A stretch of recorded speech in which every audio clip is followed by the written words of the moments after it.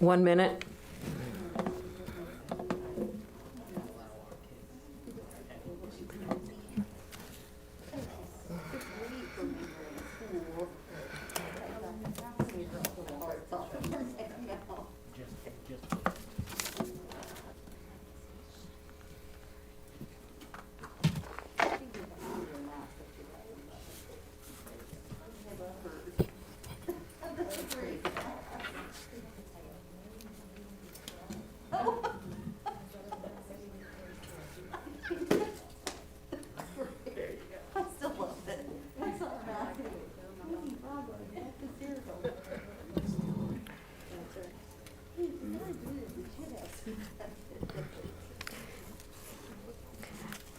I'd like to bring the monthly work session, March 2nd, 2021, to order. First on our agenda is the Food and Nutrition Services budget update. Mitzi Corcoran and Sarah Dan. Okay.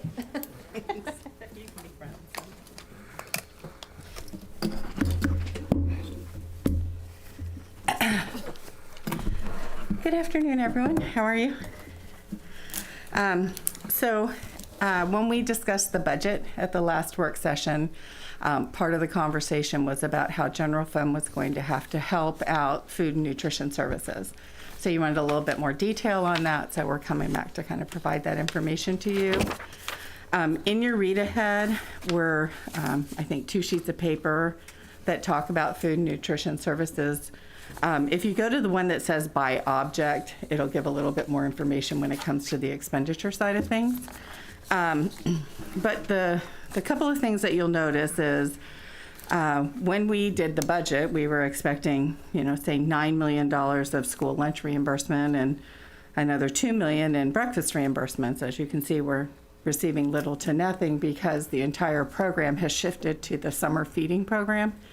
So the good thing about that is the reimbursement rates are higher, but so now you can look all the way down midway through that section of federal revenues where we were expecting about a little over $500,000, and it's now going to be about $14 million in reimbursement. So the revenue streams have kind of shifted between different buckets, so to speak.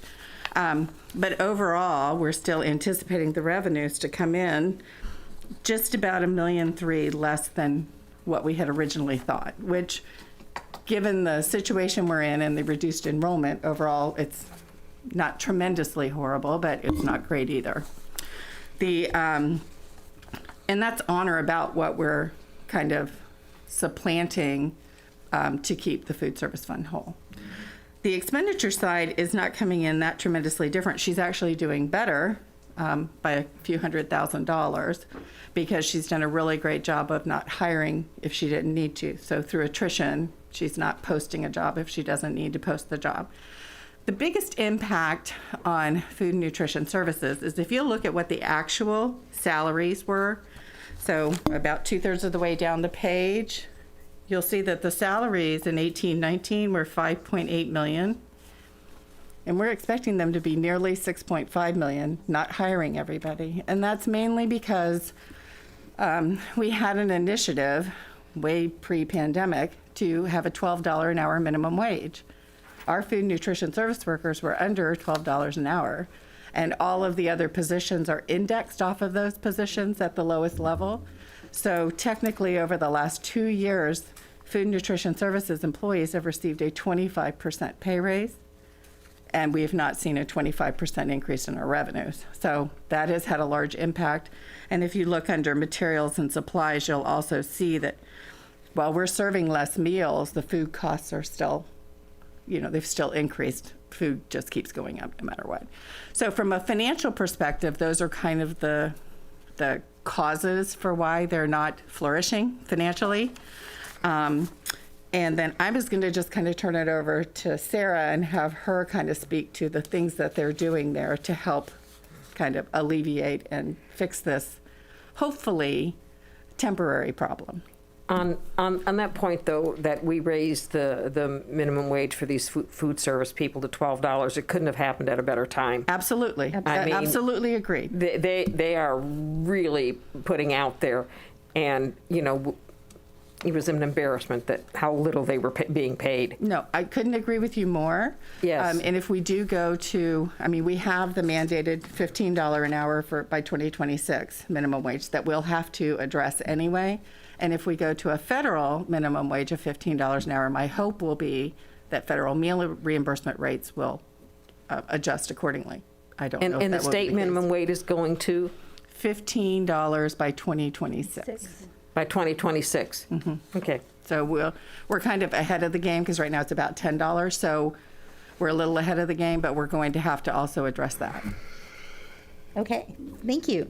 So obviously last year when we closed, we were closed for 48 school days, starting in March 2020, a year ago.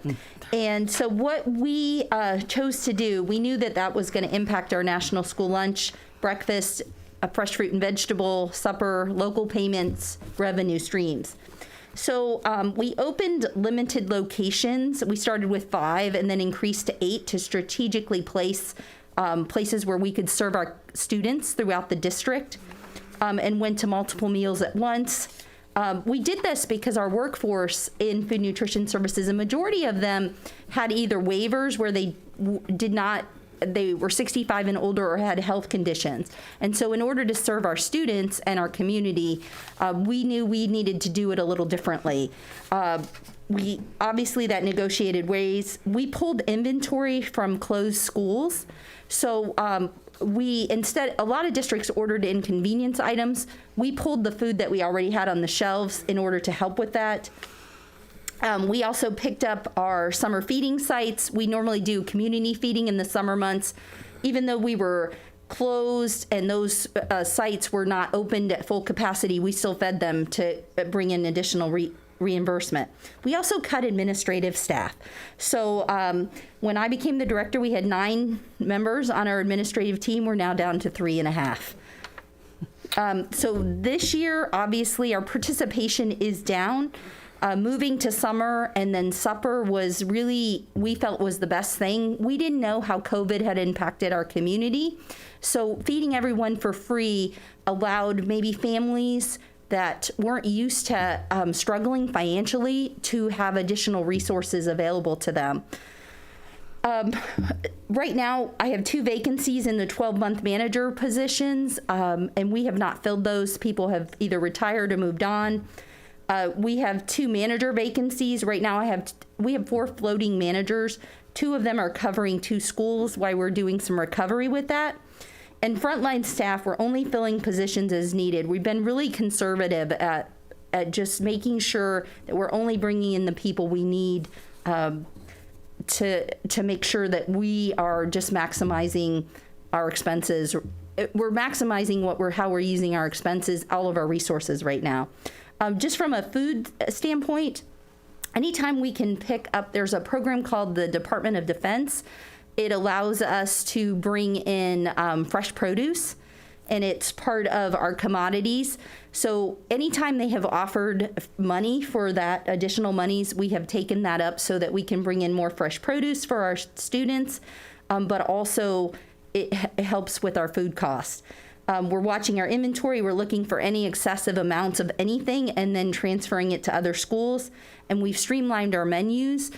One of the supply chain issue has occurred through COVID. So what we found, even though we're considered a medium-sized district in the state of Florida, however, with our distributor, we're actually probably one of the smaller programs. So, for example, if Pasco County or Orange County is purchasing it, then we're having to purchase with them. It gives us better buying power, and it also assures that we've got food to feed our kids. We're also doing distributions for breaks because we can under these waivers.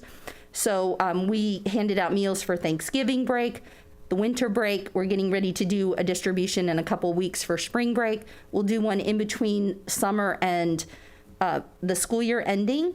And we're doing for any of our remote students and then any community people that are coming in that want food, we're giving them 7 days worth of meals, just again to bring in more meals to help with offset the shortfall. So one other thing is the items that are impacting her budget that we're hoping are temporary in nature is, right now because of COVID, they have to individually wrap every single item. So it increases the costs of operations overall. We're hoping, over time that will go away. And also a lot of our schools have expanded their meal services to allow for social distancing. So what would normally be, say, a 3-hour lunch period is 4 or 5 hours. And so the staff are working longer. So again, your overall salary and benefits costs have gone up. Oh, and then there was that 18% increase in FRS too that impacted her. Tom? Thanks for coming back and talking about that. I think the thing that, which was out of context for how extraordinary you guys do, was the $1.6 million is scheduled to go back in next year. Is that correct? It is. Okay, so that, first let me say it's extraordinary from the work and research that I've done how healthy our district is financially, and it's a credit to you and all of the team for really paying attention and making smart decisions and thinking about when the other shoe drops, and guess what, it just dropped. So you guys have done an amazing job, and the fact that we have $1.6 million and can drop it there as needed is outstanding. But there were two things that I heard. One was that it was going in again next year, and the second was that a bulk of it was around positions that were hard to fill, and we didn't want to lose these people. So I never want to lose people, and we certainly want to take care of our employees in every way, shape, and form. But all I was concerned about also was that if our students don't return next year, we're still in that same boat, and how long can we have that strategy? And so that was my concern. That was my biggest concern. The fact that you're robbing Peter to pay Paul and doing all these incredible things I don't mean to minimize it. I expect it because you guys just do it all the time. So that's my concern. No, and it's mine too, is from a sustainability perspective. You can't continue to, supplement another program that is supposed to be self-sustaining. So we have looked at these things. It's in the budget for next year, but it's really more of a stopgap. And we're finding now with the reimbursements that are starting to roll in that we're not even thinking it'll be the full $1.6 million. But again, we just want to err on the side of caution and know that it's going to be there and available for food and nutrition if they need it. Our hope is we come back the end of the year and say, oh, we only needed, 900,000, or we only needed whatever it is, but hopefully substantially less, and hopefully going into the new school year, it will be way less or hopefully none. So okay, that makes me feel better. Thanks for bringing. That's the plan. Well, thanks for bringing that back to us. That then I have to come and see you. Jane? Jane? Well, Sarah, remember the good old days? I do.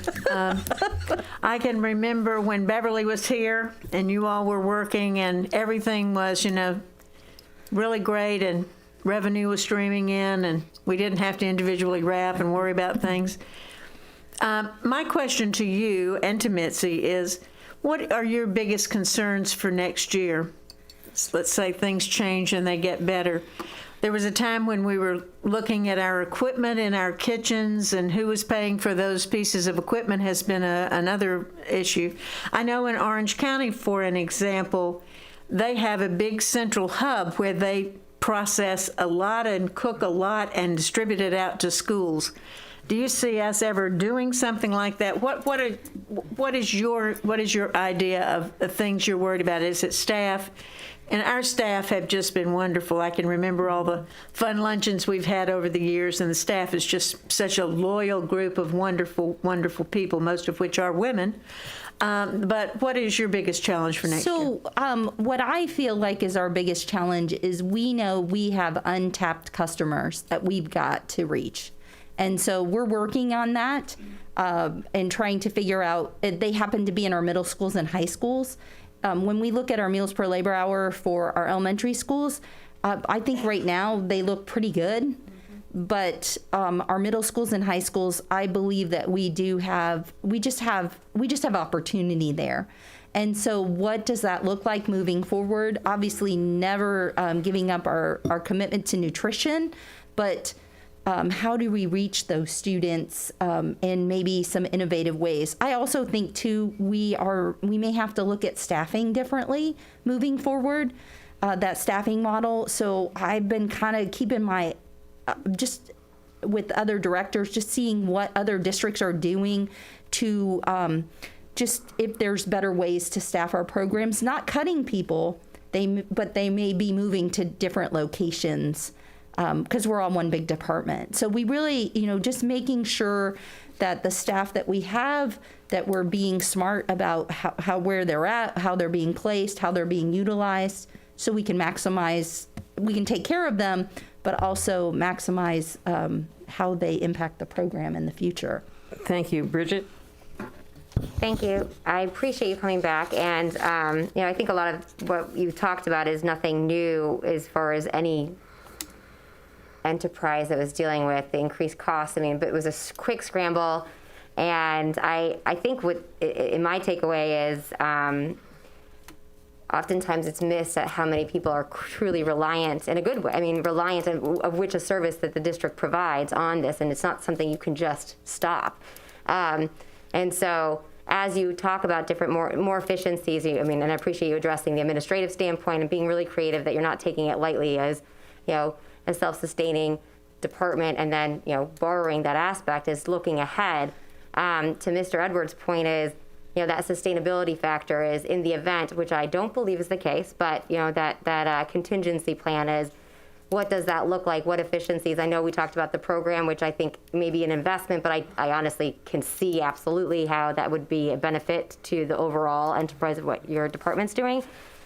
But, when you talk about different ideas, do you have kind of a timeline strategy? Because if we get to middle of next year, this is a service, as I said at the beginning, and by the way, I should stop. At the beginning of the pandemic and the shutdown, the work that your team did was amazing. Really, it was everyone, all hands on deck. It was all about community, and I don't know anyone in this community who wouldn't support that and me all day long. And what I think is so important to understand is that it highlights how many people really do depend on certain things that we provide. And it's not something you can just remove right away. So, and I don't want to see that go. And I appreciate you looking at different revenue streams of, hey, we have untapped customers in the middle of high school area. What is kind of the strategy looking into middle of the year? From a goalpost or time frame standpoint, as because if, God forbid, things don't financially, we don't get reimbursed the money we want. We have to look at the worst and best case scenario. These aren't services that we can just remove. Correct. So can you talk to me about what you guys have talked about on that end? So we actually looked at a whole bunch of different scenarios. I think worst case scenario is we may have to provide services for maybe multiple locations out of one location, or all the way to best case scenario is we start attracting new customers and we don't need to do that. So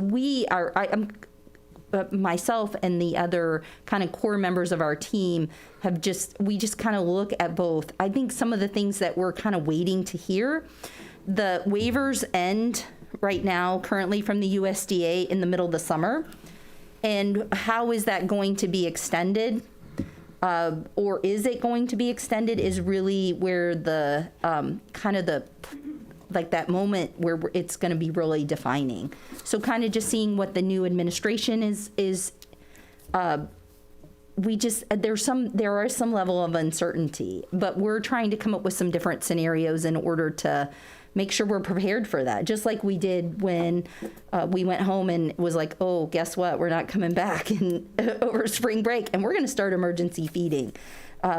It's just trying to do the next right thing every time, and hopefully just trying to make those best decisions throughout this. Follow up, Madam Chair. Now, I like your reference to, I'm sorry, I have little kids, we watch Frozen, so I recommend that song all day long. She's very much a Frozen fan. I'm a Disney fan. Anyway. We've had to keep motivated because I'll be completely transparent. This has been a little scary for my team. I've had managers in my office, am I going to lose my job? and I have just really tried to keep them focused on the fact that feed the kids, focus on feeding the children, focus on having great customer service, trying to have quality food, make sure that we're doing right by our kids, and not that we aren't planning accordingly. We've just had to be conservative and try to make sure that we're just making the best decisions. Well, no, and I appreciate. I think that you hit a lot of elements that I asked, and I know they're not questions that you can succinctly, specifically answer because they are unknowns. I think the big picture is it is planning if this lever goes here and this lever goes here, because what we don't want, to your point, is we don't want to leave any families high and dry with no other like backup strategy. So as we move forward, I'm going to hope it's all very positive. Yeah, me too. But any support you need outside in that aspect, as if things don't turn out the way we hope, then I think that's something we'll continue to talk about. So thank you for everything Thank you're you. doing. Thank you. Was there anything else? No, I mean, unless you have any other questions. No? Thank you very much. Thank you. Great, thank you. Okay. Next, another return visitor here, Sue Meckler and Rob Manugian. Manugian. Nope, you got it right. You got it right. the first Manugian. time. Madam Chair, It's the hard. It's the hard. Madam to Chair, if I may, I just wanted to say one thing about the food service. Ms. Dan, I want you to know that your food service folks are pretty remarkable, and I know that visiting a few of the different schools and watching what they do and talking to them is pretty amazing. Watching them clean up from breakfast and cook lunch, but at the same time they're making bags for after school snacks and starting their bags for breakfast the next day, and packaging food for a catering situation where they're actually driving lunch over to another school all at the same time. And then your kitchens are spick and span clean. So thank you for what you do and for what they do. It's pretty amazing. So. All right, good afternoon. Again, we want to thank you for allowing us to share our ELA adoption textbook process last time with you, celebrating and recognizing the work and effort of the teachers and all the committee members, including community members, in helping us with that process. So today we're back to talk about the budget implications for that textbook adoption, as well as looking at the overall budget for instructional materials and library services. The very first page that you have in front of you is a projected cost. And I'm saying projected cost because, as you can see in the notes, this was based on current school enrollment as of February 18th. And we are not looking at what projected enrollment is yet, because we're waiting a little bit longer to see what those numbers may look like, and also taking into account a 10% overage at this point. So again, these aren't the final numbers, but you asked for an estimate as to what we might be looking at, so that's what you have in front of you. We also wanted to share with you the cost per student of our past ELA adoption so that you could see those increases that we referenced at the last meeting. So for example, benchmark education for K-5, the cost per student will be $185. Our last ELA adoption cost per student was $115. At the secondary level, you'll see 6-8 was $122 this time, $119 for high school, and last time each of those resources was $66 per student. So a significant increase in the cost of these materials as our core tool of instruction, and our estimated total cost is $5.7 million. Last adoption was 3.39. Then Is it accurate that one of the reasons that costs are higher for books for Florida is that we've got different standards? The publishers were in a position that they had to scramble rather quickly, knowing that Florida was adopting new standards, and therefore that time frame was a crunch for them. I don't specifically know that that was this huge increase, but we do know that did have an impact. Well, I know that was one of the things with the, when they wanted to have the standards, it was so that it was easier for the publishers. They didn't have to have different books for different states. And then we had standards, and then we changed the standards. Correct. Well, not Okay. we, the state did. Right. Jane, did you have a question now? Yes. Rob, what will we do with our old books? We have several options provided by the state. Our goal is to provide a recycle option. We are in the beginning stages of planning that option. It's a huge undertaking, and we've got hopefully some meetings coming up soon. We've got a company that I've been working with. We worked with a company last year to do a small recycle, but we weren't in an adoption year. So the amount of materials, as you can imagine, is going to increase tenfold. And the logistics behind getting those materials organized at a site and finding a company that is willing to go out and pick them up per site. Last 2 years ago when we conducted We did a great job They with that through a did a- company in Atlanta. That's the reason I'm asking, because I don't want to see these in the dump. Correct. So, our goal ultimately would be to provide a recycle option. The company I'm working with now is willing to go site by site. Again, there's a lot of logistics that need to be worked out. Clarify, when you say recycle, Yes. is that meaning that they're going to take the product and recycle the papers, or are they going to reuse the book somewhere else? The company itself does both. We have no way of knowing exactly what they're going to do with the materials when we send them to them. They do weed through them to see if there's anything worth value. We do recoup a little bit of money for them. They pay us a little bit per pound, and they're willing to do the work. At this point in time, I still have to negotiate a little bit for free. They're not charging us to pick up the materials at all, site per site. But my understanding is that they recycle most of it, but if they can glean some profit from it, they do take from the recycle.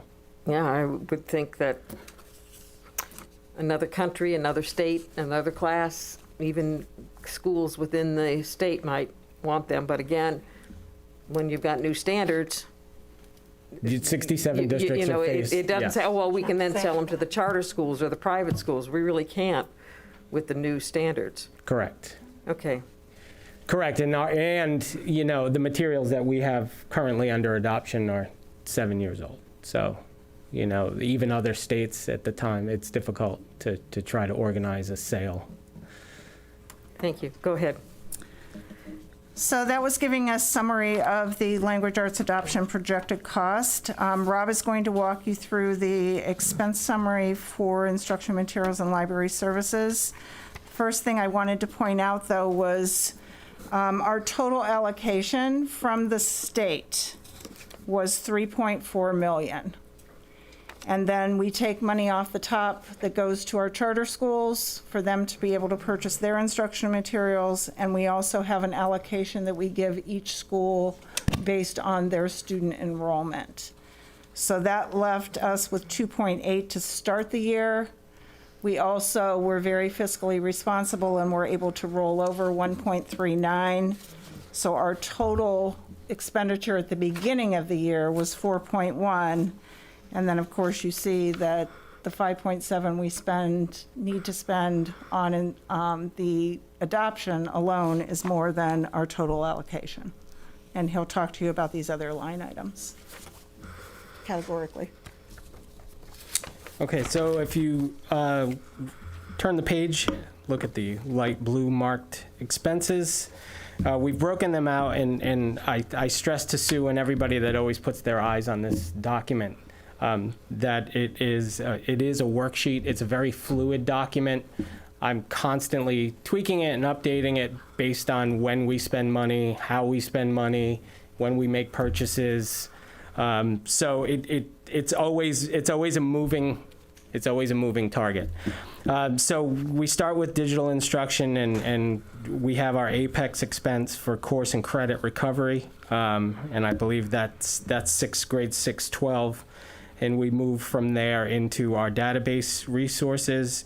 And I think as a district, we do really well at trying to align these resources to our students. You can see here we don't have an overabundance of digital resources. We have some really quality products that we implement across all grade levels, and you can see the expenses broken down through the database resources. And that last line item is shipping. When we have textbook adoptions, throughout the adoptions, many times there are workbooks that are replaced each year as part of the adoption, and we don't purchase the workbooks each year. We do have to pay shipping, and the Florida School Book Depository shipping averages somewhere in the 3% mark. And again, that's always as we progress through this time frame of the year, we're getting into ordering those consumables for next year, so that number's changing weekly at this point. So if you turn the page, you will see some extensions. We did have to extend some current adoptions for this current year. We purchased the Math Florida Standards books for our students, K-5. We purchased Math Nation books for our 6-12 students in algebra, geometry, and algebra 2. And we are looking at extending, I didn't have time to edit this document. We are looking at an extension of our current art and music adoptions. However, we are under adoption for art for one more year, so that cost would be removed from this year's line item. So you'd see a reduction this year of $183,000. Of course, that would then be moved over one column to the right and impact next year. And then you'll move into our adoption costs. And again, we're basing everything on that first worksheet. So our K-5 costs, we already discussed our potential costs for our ELA adoption. And then the last 2 points there are the access points curriculum for our ESE population across the district. And you'll see those purchases reflect there. Those are not traditionally adoption purchases, multi-year. They're purchased each year, and those are evaluated thoroughly by our ESE department. So those resources change from year to year. Those were the resources that were purchased this year for those programs. The next page.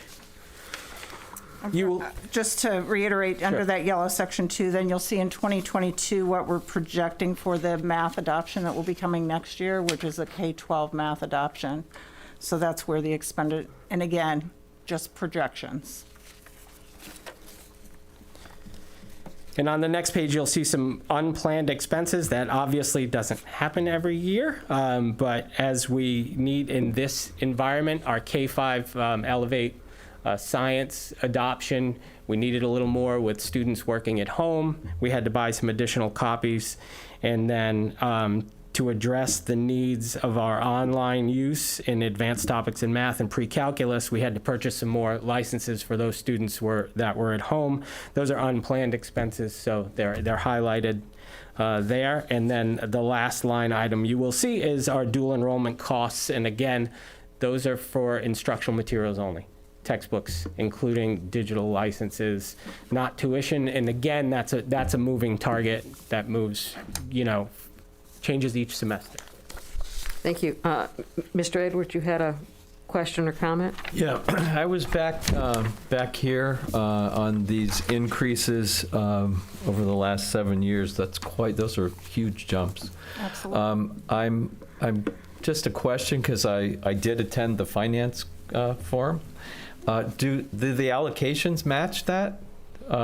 So the answer was no. And so and I think it's important. I asked that question. I didn't expect the answer to be, oh yeah. I wanted to highlight it for the public to know that these mandates, the raise in standards, all of these types of things that they're expecting from us, and the allocations don't match it. And so we're always asked to go back to the drawing board and provide more with less. And I think it's important to let the public know when that happens. So I'm more or less highlighting that's a big jump. Absolutely. And in addition to that, Fatima, which is the state group that are all Rob's counterparts have lobbyists that do go back and talk about these projections and the impacts on districts. And, you know, Rob attends these meetings regularly.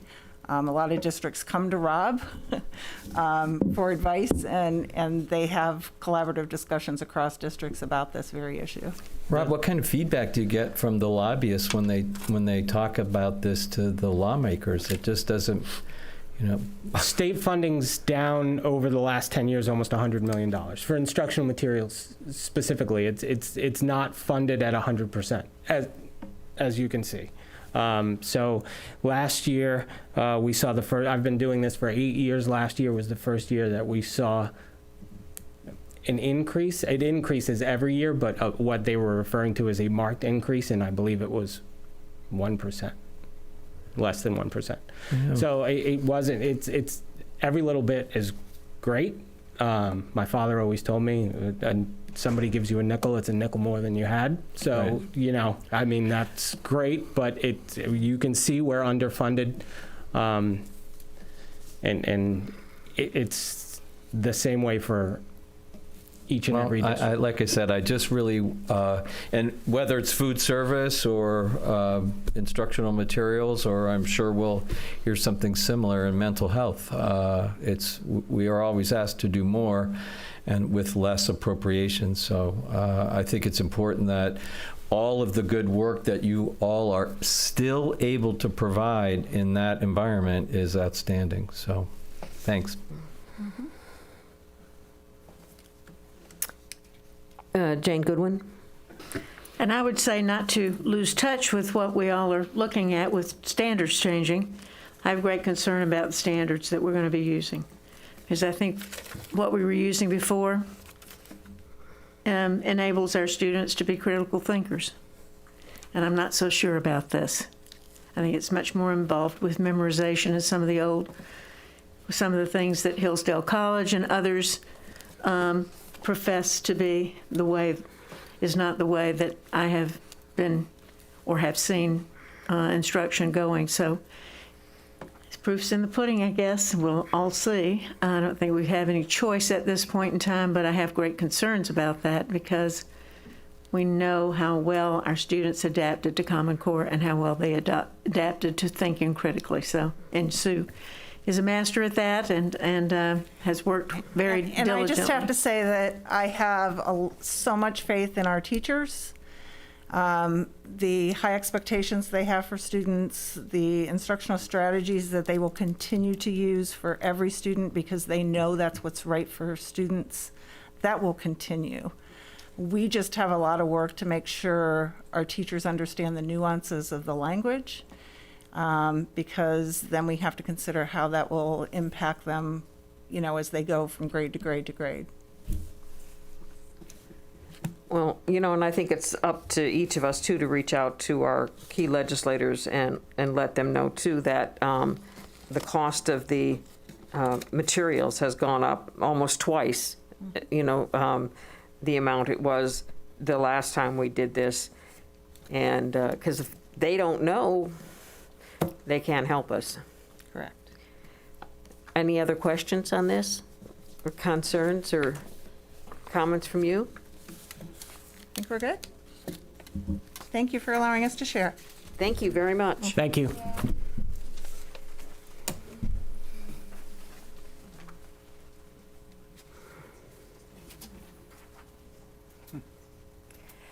Okay, next we have mental health.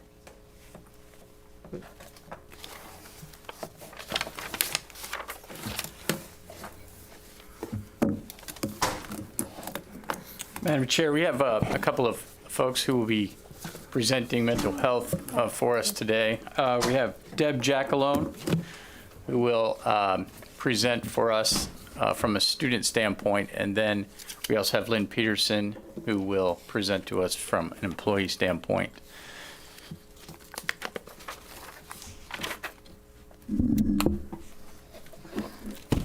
Good afternoon. I do want you to know, I know that there was quite a few paperwork in our read along, or what do we call that? Read ahead.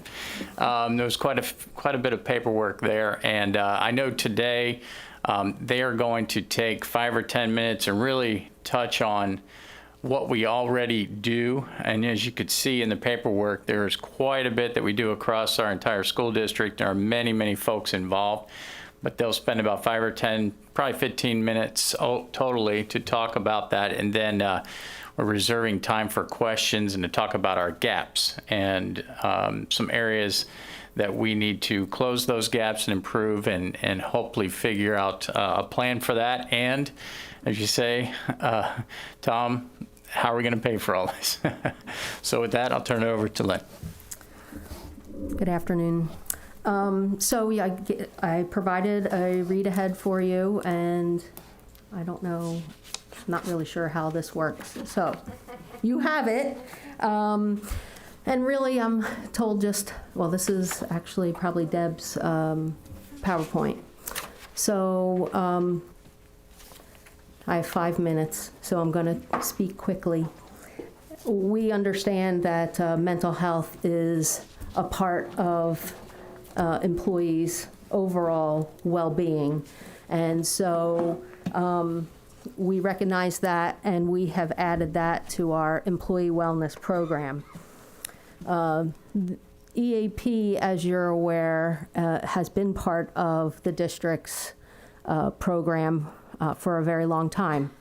And EAP is confidential, and it provides services to the employee at no cost, as well as the employee's family members. So anyone in the family, the household, can access the EAP services.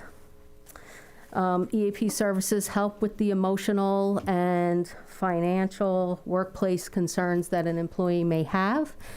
And the program that we have offers 3 free counseling services, but there's also additional extended services that come with the Humana program that we have. The Work-Life Services provides legal counseling, travel assistance, any sort of concern that an employee may have, just to help them get some assistance with their questions. So our utilization over the last 3 years has increased, and I think that that is definitely because of the focus that we have put on EAP. EAP.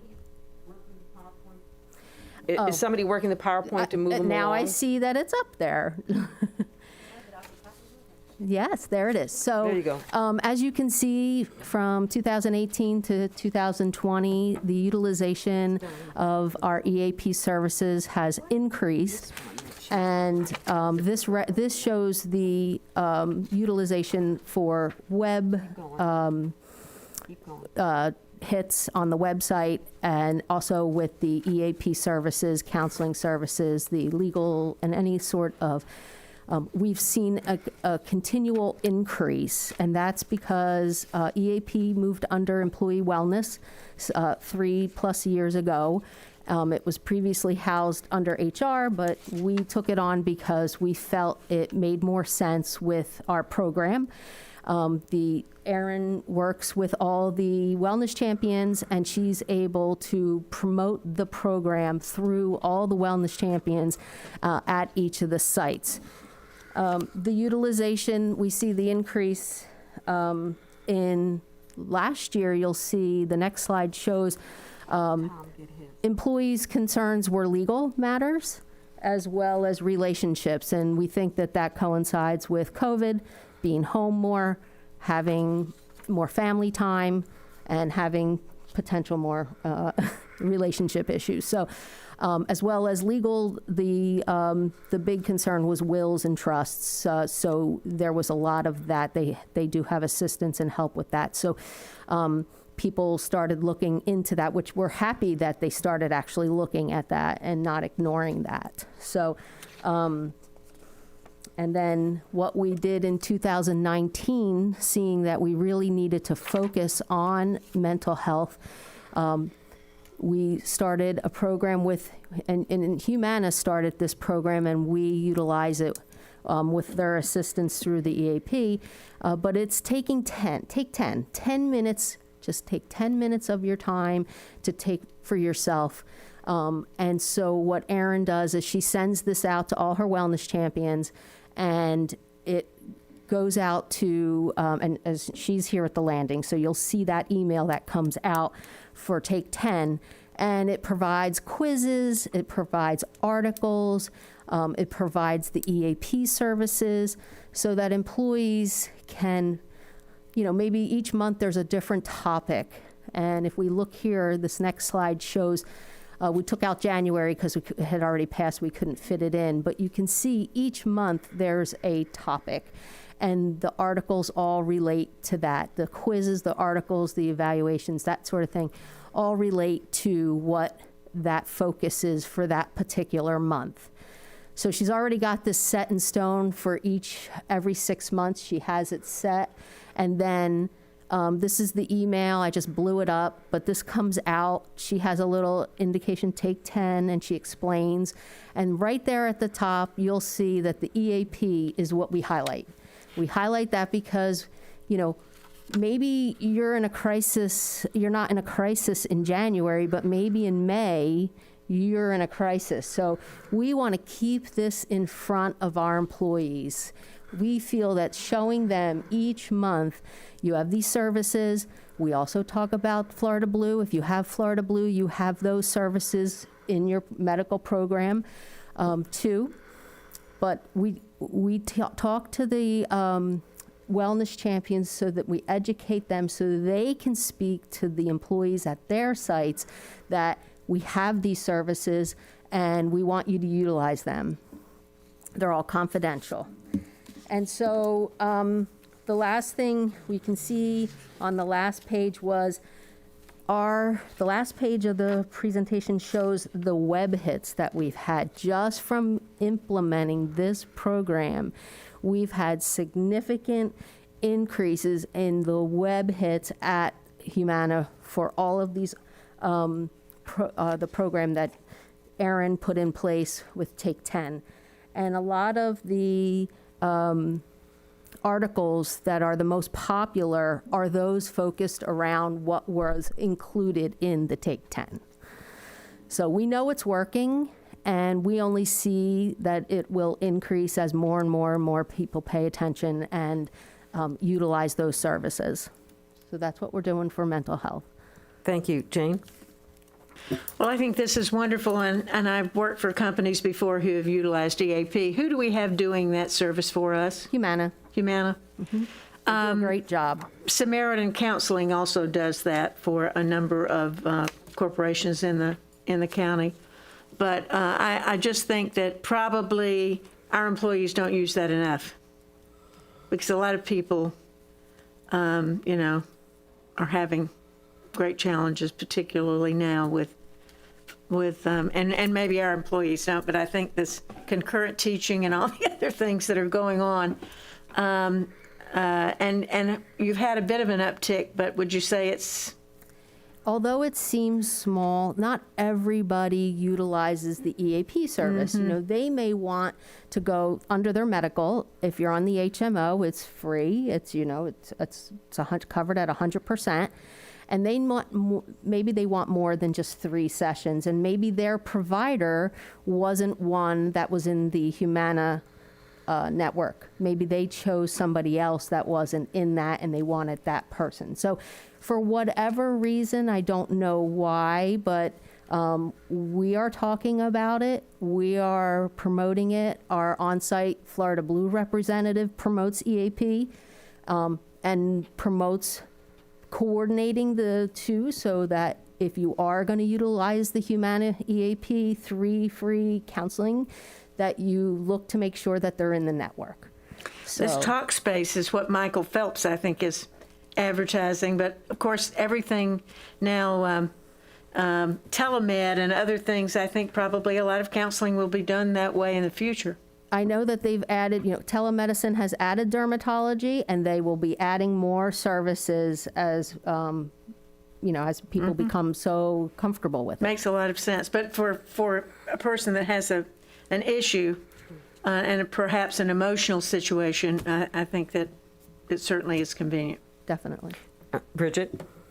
Thank you, and thank you to the work you and Aaron have done. This is really important. And so one question that I had was, when you had the graph on industry, is that a peer group for educational institutions, or is that overall EAP utilization? I mean, It's overall industry, yes, not just education. so that's what I thought. I just wanted to clarify. So I think there are a lot of employers who offer it, but to see that differential is huge. And so that's a hats off to what you guys are doing. So keep up the great work. I'm very proud. Thank you. Yeah, I would like to add, I think what you do for the employees is great. And I hope they read the emails when they come, because I was quite surprised. And, all those links that you could just link up to and get the services you needed. And if they don't know where that is, they can all reach out to us and even go to our website and find some of these links. Right, But- it's on employee wellness, and the links are out there in our benefit guide. We include it in our benefit guide, so it's on the risk management webpage, so it's out there. Thank you. All right, thank you, Lynn. Deb Jackalone is next, and she will present to us the services we have for our students.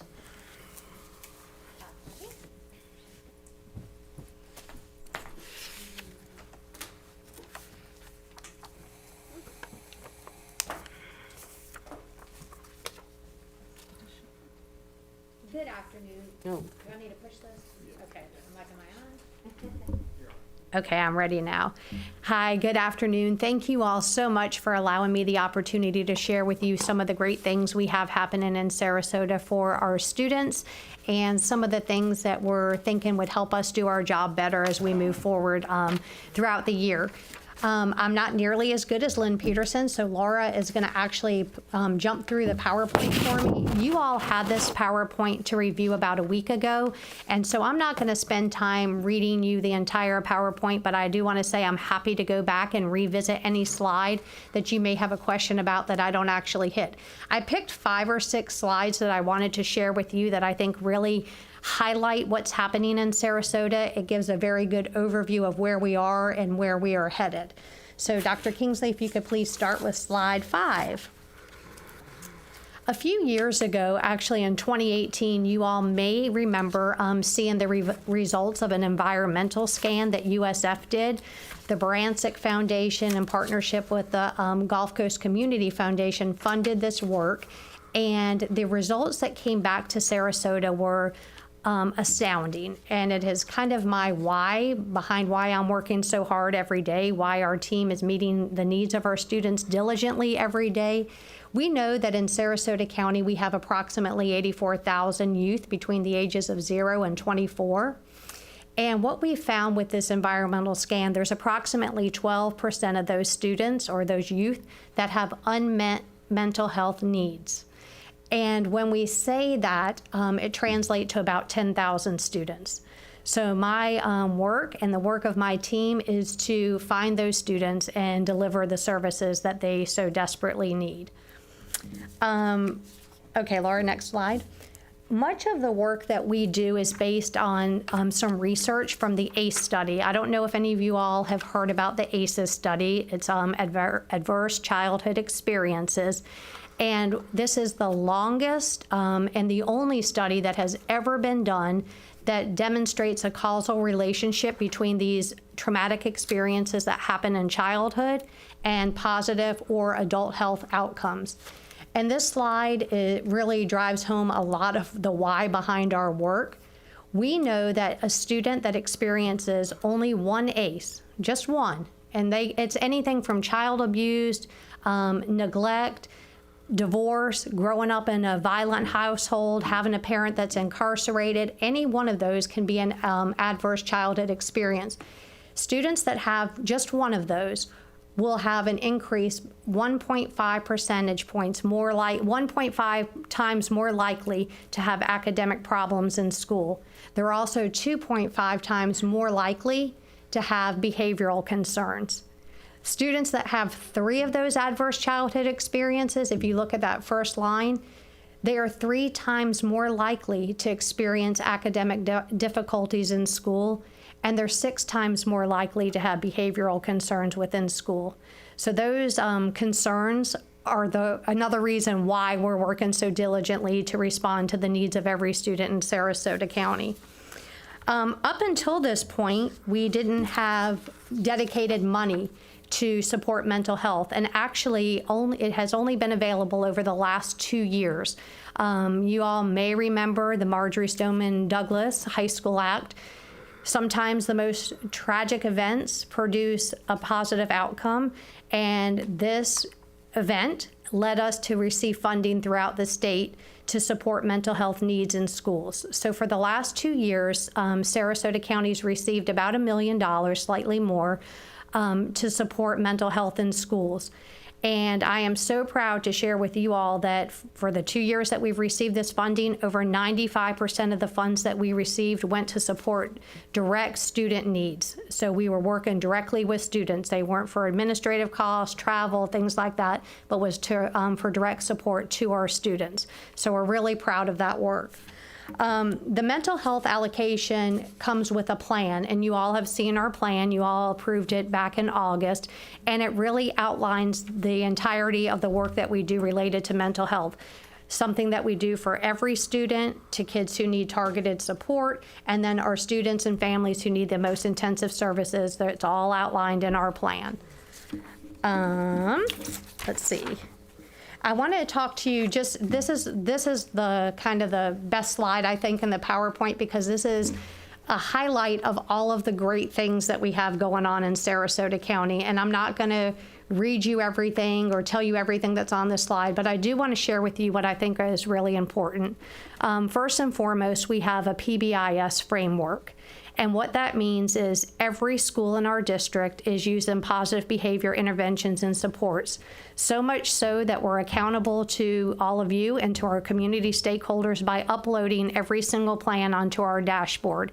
When we first started this work about 3 years ago, we had one school. Englewood Elementary was our lone star, 5-star school for gold status for Pbis. The following year, we had 3 schools, and this past year, we had 18 schools recognized as model schools, which was a humongous celebration. We even had 2 high schools in there, so we're very proud of that work.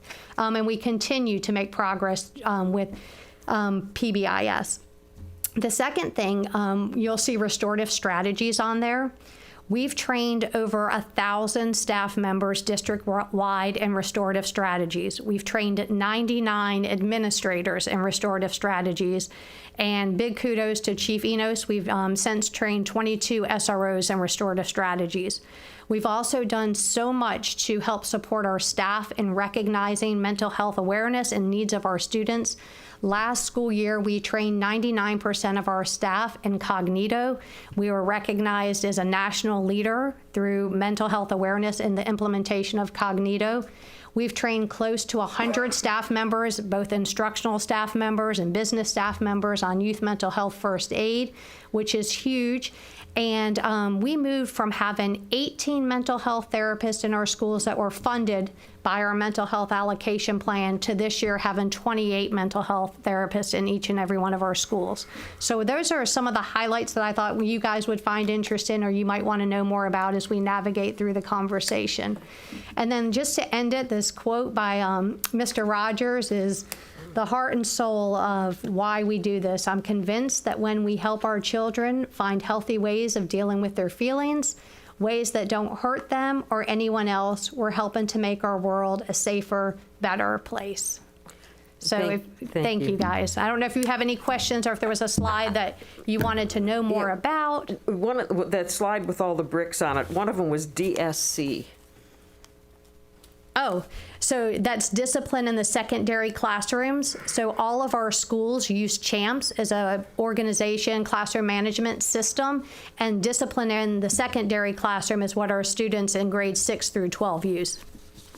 Good question. What is that? It's a behavior management system. It's part of CHAMPS, but it's for older students. So they are removed from the classroom? Nope, it's a framework that our teachers use to keep students organized and safe in the classroom. Oh, in the classroom? Yes. Okay.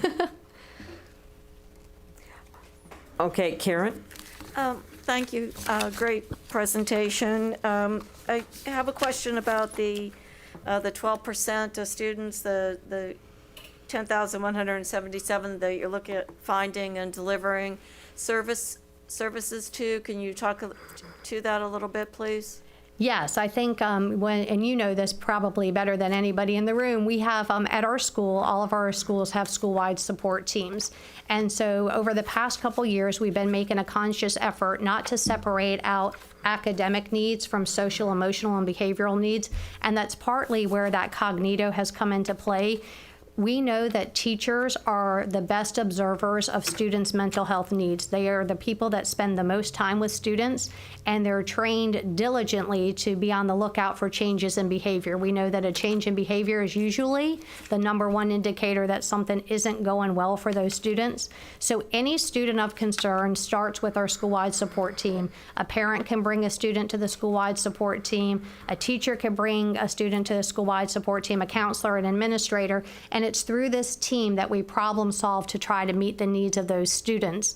Another thing that we've done that we're really proud of is we have a service here that our counselors, our social workers, our school psychologists implement, and it's called Counseling as a Related Service.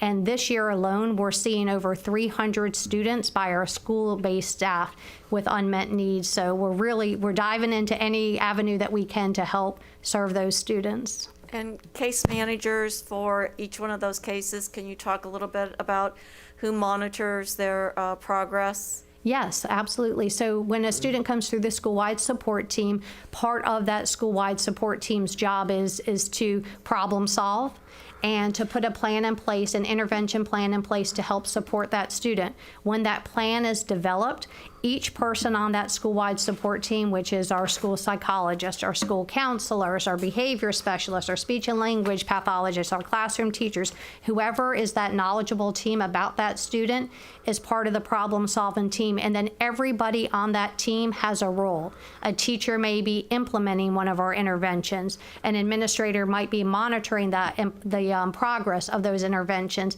And then those people come back at a given time period, 4 weeks, 6 weeks, and review the student's progress and make adjustments as necessary. So the case management is shared, or are there case managers assigned to each individual student that comes through? So for if you're ESE students will have like a case manager that oversees their IEP process. So those students are included within their IEP process. When a student is a gen ed student going through the intervention process, the team makes those decisions about the needs of the students. Sometimes the counselor will take this case on and say, I'm the person responsible. Okay. Sometimes it's the teacher. It just depends on the unique needs of that student. Thank you for explaining that. I think that helps the community understand the kinds you. of processes we offer. Thank you. You're welcome. I would like you to back up. Sure. The page after the bricks, it talks about what our comprehensive mental behavioral health plan is, and then goes through to some of our community partnerships and what the resources and supports are. Could you just touch on that briefly? Because a lot of people say we don't offer anything, but there's a lot of things here that we're offering our students. Yes, so I'm so glad that you asked that question. One thing that we're super proud of, this is like a district like no other that I've ever seen in all my work around Florida and outside of Florida. We have 19 interagency agreements that our office, the Student Services Office, manages. And those 19 interagency agreements are with our community partners that help support social emotional learning and mental health. We also have for every student in pre-K through 6 something called Harmony Cell, which is Sanford Harmony's program for social emotional learning. It's free. Every single one of our counselors have been trained to use Sanford Harmony, and it's a resource that's provided to all of our students pre-K through 6. We also had a great investment in a product called Suite 360, and that's our mental health education module for students in grades 6 through 12. I just pulled a report this morning, and we've done over 62,000 lessons for our students in grades 6 through 12 this year alone, which is tremendous. Last year, our district, we were creating video modules. You guys might remember some of the chatter that went along with those modules. Kids wanted to opt out. This year, we used an evidence-based program. The instruction is scaffolded, so if you're in 6th grade, your module is different than what the 7th graders are getting, and it's different than what the 9th graders, 12th graders are getting. So we're really, really proud of that work. Was there anything else on this page that you wanted me to talk about, Dr. I think Ms. that's Brown? great. Well, you know, another one of the pages talks about how we are a leader in the state and actually the nation in that we had 99% of our staff trained in mental health awareness. Yes, The ma'am. state leader in that. And, you know, that we're, you know, they hold us up as a national leader in this. And you gave us some things, but I mean, we got a full report on the allocation plan and the steps that you take to go through this. I think it was very detailed what you gave us, and I really appreciate that. And we have some more questions or comments from our other members. Bridget? Thank you, and thank you for putting this together. I know this is a hugely important topic. It's always been, but certainly after Parkland, it became as you said, an emphasis, and I'm so glad that the state supported that and we were able to act on it because, as you mentioned, our community partners have been here for quite some time, but it's been, and I will tell you that I think we're constantly in awe that we have such great partnerships that many other districts, as you mentioned, do not have. One of the questions I've had, and I know there's a lot of different areas, and I don't want to use the word metrics, but I know after Parkland, Baker acting was something that was a big concern. And then you think of, as we have come back to brick and mortar post-lockdown or whatever you want to call it, I mean, mental health is a huge issue, and I don't care whether you're K through 12 or an adult, what have you. So can you speak to kind of what you're seeing as a trend as we've opened up since August 31st? And I use Baker Act as an example. I don't know if we've seen an uptick on that. I think there was maybe some, and I know that's a little bit of Chief Enos and you kind of a little bit together there, but can you speak to kind of what you're seeing by way of trends in various areas? Yes, I'm really glad that you asked that because that is such an important metric. We use something in Sarasota called a Gatekeeper Process. And our Gatekeeper Process is a process that our trained staff, so it's our school psychologists, our school social workers, our school counselors, our mental health therapists use to assess a student that may be having suicidal ideation or expressions of self-harm. Something that has really helped us in Sarasota County is the passage of House Bill 945. And that requires school districts that anytime you do a gatekeeper assessment on a student, before referring them to an SRO for a Baker Act determination, to have the mobile response team intervene. And we have a tremendous partner this year. First Step is the fiscal agent for our mobile response team. And that step alone, we used the mobile response team quite a bit in the past, but now that it is a mandated requirement by our legislators, we have seen an actual decrease in the number of gatekeepers and Baker Acts resulting from a gatekeeper in Sarasota County. And I mean, I could speculate all day on, maybe why those things are happening. I like to think it's because we have so many proactive things that are actually taking place in Sarasota County to support our students. We have done tremendous training on the gatekeeper process.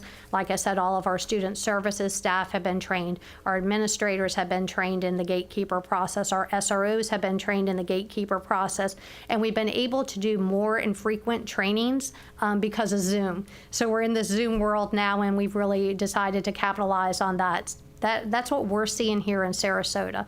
I also think whenever you provide supports and services to students that they need, you're going to see improved mental health outcomes. And with the addition of all of those mental health therapists on our campuses, it's been a tremendous resource for our students and our families. We're very lucky that we have school-based mental health in Sarasota because we can connect students to the services that they need right there on campus, and we can do that wraparound support that they need to make sure we're including their families. We also, you guys know this, we have access, every student, every staff member, every community member has access to Inner Explorer. It's a mindful app. It's not a meditation. It's not yoga, but it's a mindful app that helps support social emotional learning. We've seen our counselors and our psychologists pair up and use this in classrooms. We've seen teachers start their day with this. We've seen teachers use it to help support transitions. We know we have the crisis text line. The crisis text line has served over 500 individuals, and it's where you can text anonymously and get help immediately, 365 days a year, 24 hours a day, 7 days a week. And the resources, they're just tremendous. So I like to think it's all the great proactive things that we have in place. Thank you very much. Thank you. Jane? I have several questions, some of them quick, but we have behavioral therapists in our schools, and we have behavioral technicians, correct? Yes. We have one in each of our high schools and middle schools, but not one dedicated in each elementary school. Is that correct? That is correct. We have a behavior specialist that support our cluster sites. So students who are in an ESE cluster site will have a behavior specialist that helps support their needs. And I know what great work they do, and I know what great work you all are doing. So, Sonia, Deb, thank you very much, and thank you to your staff. How about SINSFINs? What are we doing currently with SINSFINs? I've kind of lost track of that. That's an old favorite of mine. Children in need of services, parents in need of services. Are they still an integral part of Absolutely, yes. our teams? Yes, they are tremendous partners in our prevention efforts. Whenever a student or a family is struggling, we make a SINSFINs referral. We try to follow up and put those proactive counseling services and supports in place. The Y actually has counselors in so many of our schools right now that are supporting those needs. We try really hard to be preventative and to intervene as much as we can, because we know those two things help lower the treatment needs of students across the district. It's hard work, and I've sat in on some of those sessions with tears in my eyes because it's really tough work. How about Baker Acts? Are those down? Yes, they are. Good. We did some extensive work with Bayside over the last couple years, and we're really grateful for when our students they do have to go through a Baker Act determination, and they are placed at Bayside. We now have what we call a family navigator who can actually partner up with families. It's somebody who's been through a similar experience. This is another great thing that our community funds through the Here for Youth initiative. And those trained navigators help with the reentry process. And every student who returns to school from a Baker Act has a reentry meeting. During that reentry meeting, we ensure that any supports and services that the student needs, we're putting in place, and we develop a comprehensive safety plan for that individual student. We're really proud of that. We just recently, Mitzi helped me with this, we got a grant from DCF. You all approved it, I think, at your last meeting, and we're going to be partnering with Centerstone to do telehealth in our schools to ensure that students who need access to psychiatric services get those services with no time away from school. So we're excited to get that underway. More to come on that one. And Centerstone is the former Manatee Glens. I think so. Yes, it is. And that's really great, so thank you very much. Yeah, thank you always for your support. Karen? Have we considered, or do we have any focused effort on identifying kindergartners that might have behavioral or mental health needs in an effort to reduce any achievement gap that would occur as a result, catch them early? Is there anything of that nature in our plan? That's one of the things I've been twirling around the idea I just shared with Dr. Asplin and Dr. Kingsley yesterday, the concept of a universal screener to do exactly what you're saying, to identify those students early who may be in need of services. So we have a great team of professionals, our school psychologists, our social workers, our counselors, who are really right now investigating some of those universal screeners. So more to come on that. Not only identifiers, but focused perhaps resources and support. I think that it would be instrumental in reducing any gap in achievement that we're trying to tackle as they get older. But thank you very much for everything you are doing. Yeah, thank you for your support. I noticed that you also gave us the services fact sheet, and where the National Association of Psychologists, recommended ratio was one student to one psychologist to 500 to 700 students, and we're at 2,000. Yes, ma'am. And the school counselors is 1 to 250, and we're 1 to 410, and the social workers is 1 to 250, and we're 1 to 3,000. 552 actually. We do need to fill some of these gaps, so we're not going to be able to fill those kinds of gaps. But I do know that we're not serving the child nor the school if, say, a kindergartner goes off the rails and nobody can handle him, and they end up Baker acting him. I'm like, something went wrong, and there needs to be somebody at that school site who has the wherewithal to be able to go in there and to handle it and to change him. So do we have a counselor, a psychologist, a behavior specialist, or something at every site? Yes, we do. Absolutely. And I would think that, that's something that you should let us know, through the superintendent, where we need to put, if we had the funds to hire 1, 2, 3, 4, or 5 more, or whatever more, where it'd be most useful to put that person, either as a high school counselor, a elementary school behavior specialist, what else? Because we're looking to you for that information. Absolutely. And we appreciate it.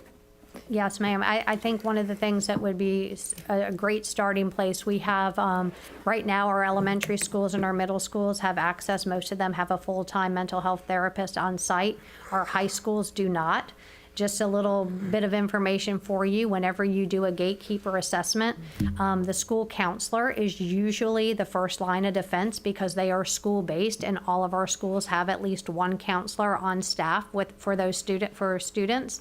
And a gatekeeper can take anywhere from 1 hour to 6 hours. It just depends on the intensity and the needs of that individual student. So if a counselor is involved with us making that assessment, from beginning to end, it could take, up to 6 hours. So we would love to see a mental health therapist at our high schools to help relieve some of those loads. That's a need that we have at this time. We're continued with any money we get from our mental health allocation. Sonia has made the commitment that we are putting that money to direct services to our students. So we will be hiring mental health therapists. You guys know we have a contract with Florida Center that works with our elementary age students, and then First Step that works with our secondary students. But in addition to having it on site, we also contract off-site so that families can go, correct? Yes, and we have interagency agreements that we bring therapists and case managers onto our campuses when we have an interagency agreement to provide some of those supports and services to students to help with that access issue. Okay, Bridget? Thank you. One question, so I'm more familiar with the Baker acting component and understanding the nuances there because it's a bit of a law enforcement and mental health kind of combined. And you mentioned the gatekeeper, and I'm glad you brought that up, especially as it's transitioned with the knowledge and the training. But the other part was the telehealth and the psychiatric assistance.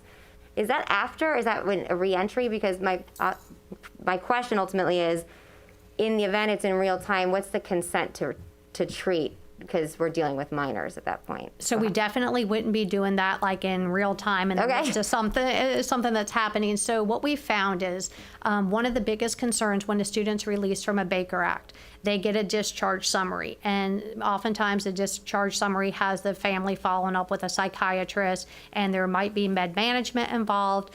And somehow these are our most in need students. They're in crisis. Often if the student's in crisis, the family's in crisis, that we're finding that there is no follow-up with that next step. So we're hoping that when part of the release process will be, and when a student gets that referral to like Centerstone for psychiatric, that we will have a signed release, Everything is HIPAA compliant. We've already worked through that. And then the parent and the student would participate in that virtual telehealth session with a psychiatrist.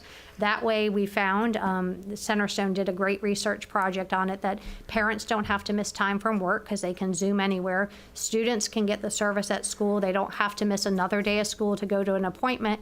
And then we can help with any of the needs that are met by communicating that information back to our school-based teams. Okay, thank you very much. Good question. Thank you for that clarification. No, I'm glad you asked. I appreciate it. No, that's what I assumed. I just wanted to clarify. Thank you so much. Yes, ma'am. On the Baker Act part, do we do anything to help the parents with the costs? Is there any referrals to other agencies or something that could help them cover the costs? Because if the parent has wonderful insurance, they usually only cover half the cost of these types of services. Yes, our social workers are the best people in our district, and they are so knowledgeable of all types of financial resources that are available to help any family that's in need of financial assistance. Thank you. Yes, ma'am. Jane? And my last question, how's Triad doing this year? Fabulous. We were really grateful that last school year we did get a full-time psychologist, and that person has been added to Triad. Triad now has a very comprehensive school-wide support team there. They are meeting the needs of every student. They're providing counseling services. They assess students as needed. Great progress monitoring, strong administrative support, and just a great team of professionals who want to be there with the students. Melanie Ritter's doing a great job. Fabulous. Thank you. Yes, Karen? ma'am. Just one last piece. When we look at funding for next school year, are you able to maintain all of these programs that you have in place? Are we looking at a shortfall? Where do we stand in that projection? All of these programs that we have in place are secured for the time being. So for Suite 360, we have a 3-year commitment from a DOH grant that we got. So we'll be able to keep that mental health education component in place. Where we need support is by people. We have all of these great programs and resources, but if we can't implement those programs and resources to meet the needs of our students and our staff, then it's all for naught. So we need to have personnel that actually help with the facilitation of some of these great programs that we have in place. So staffing is your key need? Yes, ma'am. Thank you very much. Yep. Can I just add to what Yes. Deb just said? So on the back of this form, you will never hear this wonderful educator, counselor, got her degree in organizational development. You will never hear her complain. You won't hear her say anything other than we're moving forward in a positive way. But the truth is that besides mental health therapists, I just want to advocate for you to be thinking about there still are 12%, according to the scan, of our children that are unmet mental health needs.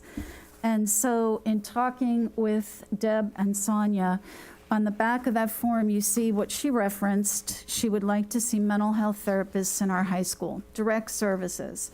But I want to really advocate for us thinking about, funding 2 student service program managers. Deb is a team of 1. She evaluates 44 staff members by herself. And she didn't tell you that she does gatekeepers herself because there aren't enough staff. So if we could get 2 additional student services program managers, one could be dedicated to mental health needs and SEL, and the other one could be dedicated to, what do we call that title? We wanted that person to help with the oversight of our counselors, to help with implementing comprehensive counseling services at every school. And then a program specialist, someone who could really support our middle schools with assisting them with the comprehensive counseling. And Right now, you guys know right now we have Rex, and he does middle school and elementary, and then Penny does high school. But if we had a person dedicated to each level, the program implementation would be stellar. Yeah, and that person could also oversee 504s. Right. Because you will find Deb in those meetings. So instead of leading and understanding the whole plan and doing the training, she is she is really bogged down in meetings and meeting the need of our individual children and staff, which is great. That's her heart and soul, as you could tell. So I was afraid she wasn't going to mention it, so I'm sorry to have jumped in. You would have seen the back later and said, and we do apologize for you getting this today. This was something that... We got parts of it before, but this is the first time we saw this. Okay. I'm thinking it's the first time. I've got lots of papers here. And I must say, and I must ask Tom, because Tom wanted lots of information. He wanted a better understanding of how we're doing this. And I hope we gave you enough information. Tom? I'm sorry that you got the impression that I needed information. I'm the last one who wants that amount of paperwork. And honestly, I have to say that it's not surprising the resources that Deb has put together of the services that we can provide. But I waited patiently to hear at some point, which is why I asked the question to speak about mental health, not because I needed a comprehensive education on the resources that we have, but because I needed to bring to the attention of our community and to the rest of my board members that my personal experiences of going to the schools and speaking to principals and just walking around is that we have a serious issue as it relates to kids in the queue to get these services because of what Deb explained. It could be as simple as an hour to get somebody into the process. It could take as long as 6 hours. It could take multiple days, as I've heard. And that's to the credit of what Deb's been able to accomplish is outstanding. But the other piece of this, and that's really why I wanted to raise the point for our community, that $1.5 million, which is what I'm looking at as the allocation, doesn't go very far. I mean, look at what curriculum cost. $1.5 million for all of the headcount and all of the services and all of the time and effort that gets eaten up in no time. And that was before COVID. This year, you just threw COVID on top of it, and you've got teachers, all these wonderful EAP programs. We've got teachers that are stressed out from concurrent learning. I look at your emails, and I love getting them, but I'm thinking, does a teacher have time to read that? They're like, my God, I have to get to programming. So I guess what I'm trying to say is that I brought it to our attention. I'm not the person to fix this, but we need some help. It's clear that Deb is on over, not that she's burned out, she's doing an incredible job, so I don't want you to misinterpret what I'm saying, but the queue of this is enormous, and I'm not sure everybody knows it like Deb does. So that's really, thank you so much for elaborating on the services that you do, and the thing that scares me the most is that number 10,000 kids that aren't being touched, and I hear them that they're in the queue. I hear they're in the queue, and we have to figure out, with the help of our community, with the help of our partnerships, the other service organizations that are out there, of how to supply them, because that is crucial for our young kids to make sure that they get the right help at a young age. Yeah, and our goal is to come back to you next year and say that number is 0. That is what we're doing every single day. We need it, and we would use it wisely. Yes, and Tom, I want to thank you for really continuing to ring the bell until we had a discussion on this, and you know, sitting at the table here is Dr. Asplin, and out there is Mitzi. And when they're putting their budget together, I think they're hearing from us that this is an important issue. I just wanted to add, because I would be remiss not to say that we have foundation support for some of our mental health counselors and therapists. So Community Foundation of Sarasota County, Gulf Coast Community Foundation, Bransic Foundation. They are really supporting us. So I didn't want to, just leave it at the $1.5 million that we got from the state. Yeah, their support is second to none. We could not do what we're doing without them, and I'm so thankful for you for bringing this to the attention of the community and for giving me an opportunity to share with you something that I'm very passionate about and what I think is most important for our students in Sarasota County. So thank you. And this is going to bring us to you, Dr. Aspen. I know you've been talking about that Student Services Department and some things that you're looking at.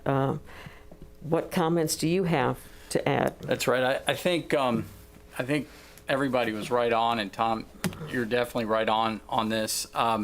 When you look at these ratios on this page coming out of the National Association of School Psychologists and the American Association of School Counselors and so on, it looks like we're down by 50 psychologists. We're down by 70 school counselors. We're down by 150 school social workers. Yet we were happy to get the funding that we were supposed to get this year. Even though we had less students, we still were able to get funding. However, our needs grew exponentially because of COVID. So our needs grew so much, we were happy to get what we've been getting. And so how do you pay for this? How do how does that work out? And so again, thank you to our foundations, but I know Mitzi, every single day she's looking at the budget, and we're looking at it, trying to figure out how are we going to cover, some of this and move forward with the needs that we have now. So I know there are some things that Laura just brought up as far as possible changes or needs in student services. I know that entire student services department needs to be looked at. Right now, it's all under Laura Kingsley, who's our Chief Academic Officer, so she handles all of our academics and all of our student services. And in most districts, you have someone who handles all of academics and pays attention to that, and you have another person who pays attention to all of student services. So I know when I bring the org chart to you and the budget to you for next year, I'm going to try to address that. So thank you.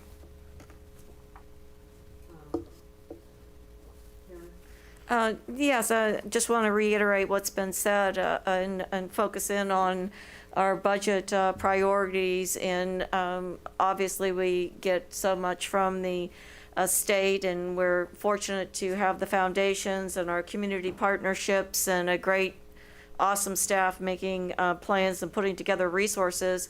We also are approaching the referendum, and we can't forget to be thankful to our community. And the referendum's original focused on mental health and letting the community know before we can really teach our young people, we have to address their behavioral, social, emotional, mental health needs. So as we approach a strategic plan and we're in the process of budgeting, I think this was a great conversation to keep in mind. Thank you. Yeah, no, for thank everything. you guys. And I am happy to talk to any of you who might have follow-up questions. I'm here. It's my passion. I'd love to keep the conversation going, and just thank you all for your support and everything you do for our students, our staff, and our community. Thank you. Thanks. Yeah, just a final comment. I know that the county has looked at some mental health money in a mental health district, and there was an issue with putting that on a ballot versus making the decision themselves. I would encourage the commission to do that themselves because, no, it's not going to affect our students directly, but sure going to affect families, and our kids are in those families. So I've talked to several foundations who are very interested in that as well. So, I would hope that if you all have a chance to talk to county commissioners, hint, hint, that you might mention that as well. So, thank you. It has been, don't worry.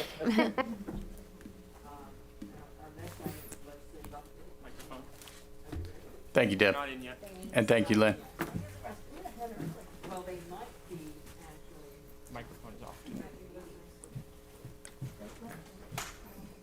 Kathy, what time was Ron LaFace coming? Oh, 3:30. 3:30? Okay. Ron LaFace, are you online? He has not? Okay. But I know that there's committee meetings going on now, Okay. and I do believe one of the items that was here this afternoon is one of the issues that we put forward, and that has to do with the negative effects of the tests. Mm. They were, and Is that the one with Senator I'm Thurston? talking to myself here without my mic on. They haven't signed in yet, but I would imagine they might be busy actually at committee meetings because they are taking place. And one of the bills that was going to be heard this afternoon was the one that we had on holding off on the negative repercussions on the testing done this year. Yes. Not all the negative repercussions, but just the the holding back of the third grade or the high school graduation, I think was the main issues that they were looking at. And I saw that Senator Joe Gruters, the chair of the Senate Education Committee, was on a Zoom call with several school districts and had positive things to say about that bill. So it's great if he's supportive of it. And I'm not sure if it was being heard in the House or the Senate, though, this afternoon. I had that and I printed it out and left that stack of papers at home. And because I had to go to the school and. Well, Megan Fay emailed me right before this today, and she said Senate Bill 886, which is the one you're talking about, regarding testing, she was going to bring us up to date on that, and then also SB 48 on the scholarships. Yeah, that seems to has wings on it, and it's moving without, and won't get any amendments on it, and that's the. Thursday morning at 11. Thursday morning. Thursday morning at 11 is what? Being on HB 48. In Tallahassee. In which committee? I don't know. All right, but then I don't think there's a House bill that matches that, but they're going to be doing that in committee. That's the bill that pulls together several of the voucher bills. Will go together on that. But I really appreciate getting the emails from our lobbying firm, and one of them I especially liked was one that I called you about yesterday, and they said you're in the cabinet meeting, and I told Linda, I said, well, I think you better tell him anyway, even if he's in the meeting. Did she break in? And that was that the executive order from the governor now says that school employees over the age of 50 are now on the list to get the vaccine. And hopefully we won't have to drive to Tampa to get it. Hopefully we can work with our health department. Well, and the health department will be on our board meeting today so that we can talk to them about that. The latest information is you still would have to go to Tampa at this point, but I know Chuck Henry is waiting on more information from the Well, I know that they were getting some of that Johnson & Johnson, the one-shot dose. They were sending that down to the states. Oh, I think we're getting... Ron LaFace, are you on? Yes, I'm here. Sorry about that. It was we couldn't find the Zoom link. It was in a Zoom appointment that showed up on Friday, but so sorry about that. No worries. Thank you very much, Ron. Appreciate you being on. Is Megan going to be on too, or will it be you today? Well, it was Megan's supposed to be on. She's in the office next to me, I think, looking for the Zoom link as well. Oh, okay, so. good. Okay, so are you ready, Madam Chair? Where did he go? He's here. Are you ready? Yes. Yes. So Ron, go ahead and, if you would, go ahead and get started and give us an update of what's going on there in Tallahassee. Yeah, so today is the opening of the 2021 legislative session. They went into session this morning and moved into committee meetings this afternoon. Not a lot has really happened in Tallahassee officially since we last spoke, because last week was a week off in anticipation of session. But issues are beginning to move, at least some that are important to us. The first one being the hold harmless on accountability. That's going to be that bill's going to be heard for the first time at 4 o'clock today in the Senate Education Committee. They're actually hearing the bill that's sponsored by Senator Perry Thurston, who's the Senate Minority Leader, so he's a member of the Democratic Party, and the Republican majority is planning on moving that bill. In all of the discussions that we've been having, we do believe that the state's ultimately going to hold the districts harmless for accountability again this year, but they are going to want, the Florida Standards Assessment and other assessments administered to the extent possible, so that we can use them as baselines and kind of, continued progress monitoring. I don't think that they're going to require school districts to bring in students who are not in, who are doing remote learning if they don't want to come into the classroom or to the school to take the assessment. But the students that are there and the students that do want to take it, they're certainly going to want the districts to administer those. I don't think we're going to get a final answer on the hold harmless until the latter part of session, because there's also a dialogue going that they want people to, they don't want people to take their foot off the gas of COVID learning recovery, if just because changes may be made on the accountability system. So just to keep that on your radar screen, this might not be an issue that we see any resolution on until the very end of session. But I am, seeing kind of a universal agreement that the legislature does want to address this and universally recognizes, that this issue is important to students, teachers, and as well as school districts. The other issue that we spent a lot of time on is the Senate Bill 48, which is this year's voucher expansion bill.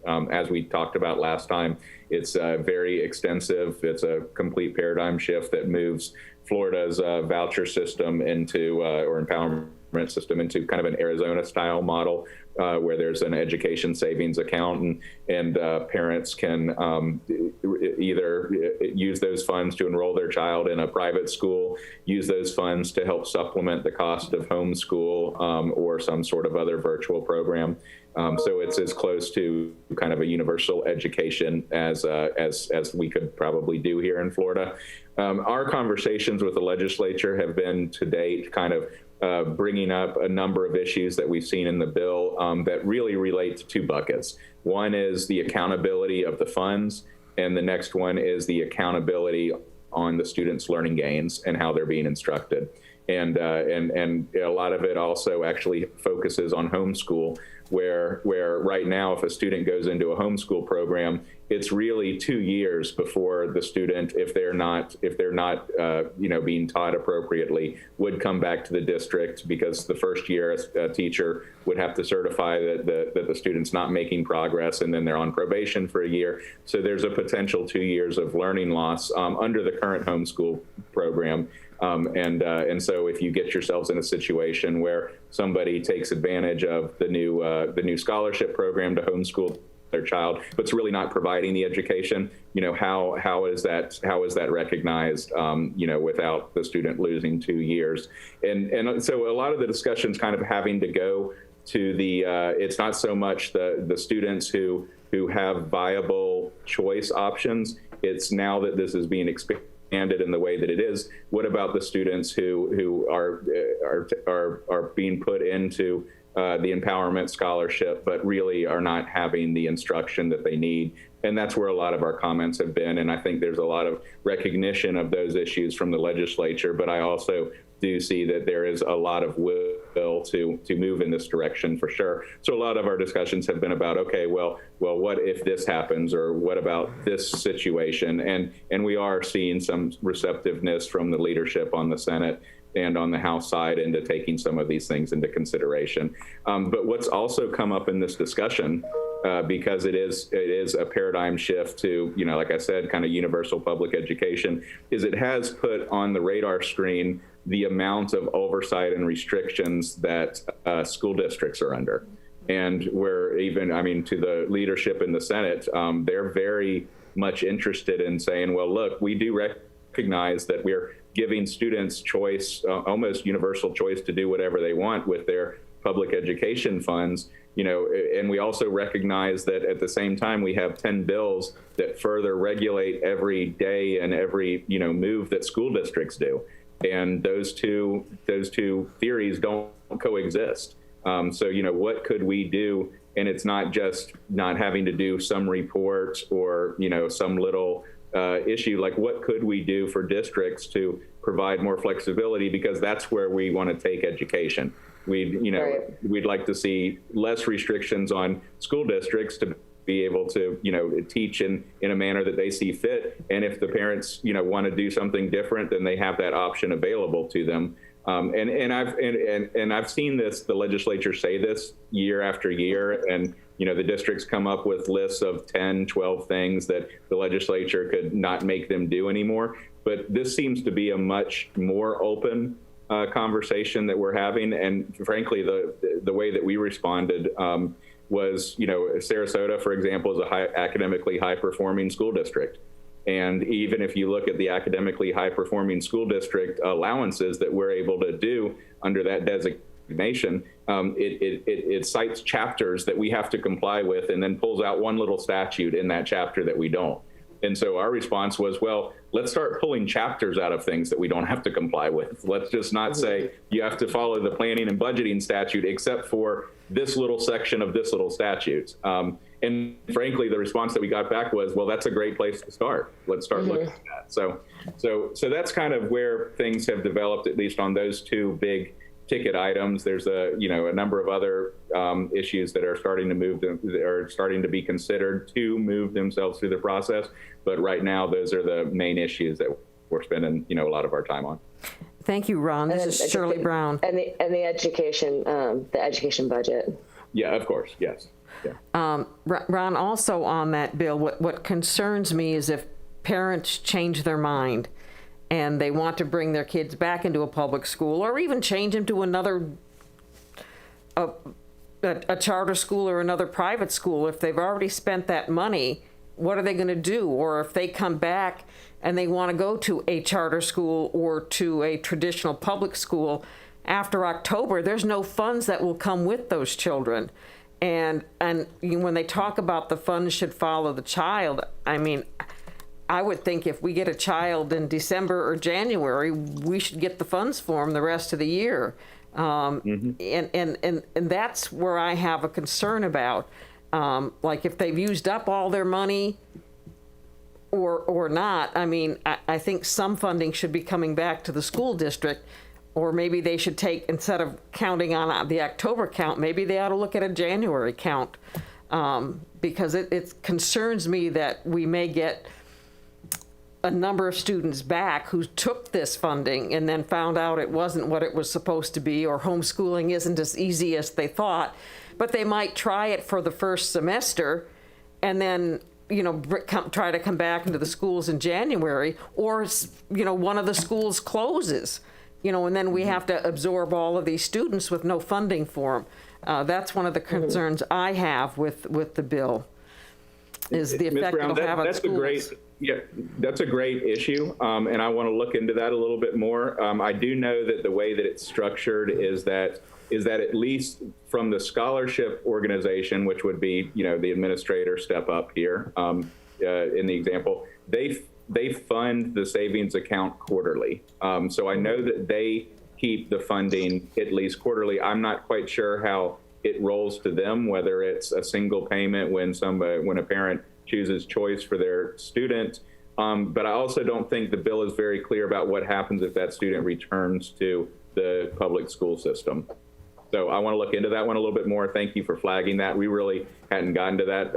What Megan and I were working on yesterday was looking through all of the allowable expenses for the Gardner scholarship, which is what people are pointing us to as to what folks will be able to spend the educational services on, and finding things like, TVs and Apple Watches and pieces that don't even require approval. So we were kind of looking on the front end where the expenditures were, but weren't focused yet on what happens if the student changes their mind and wants to return. So we'll work on that. And a lot of our conversations with the Senate, particularly because there's no House bill as of right now, have been about they've been around the process as far as how this program, how the education savings accounts will really function.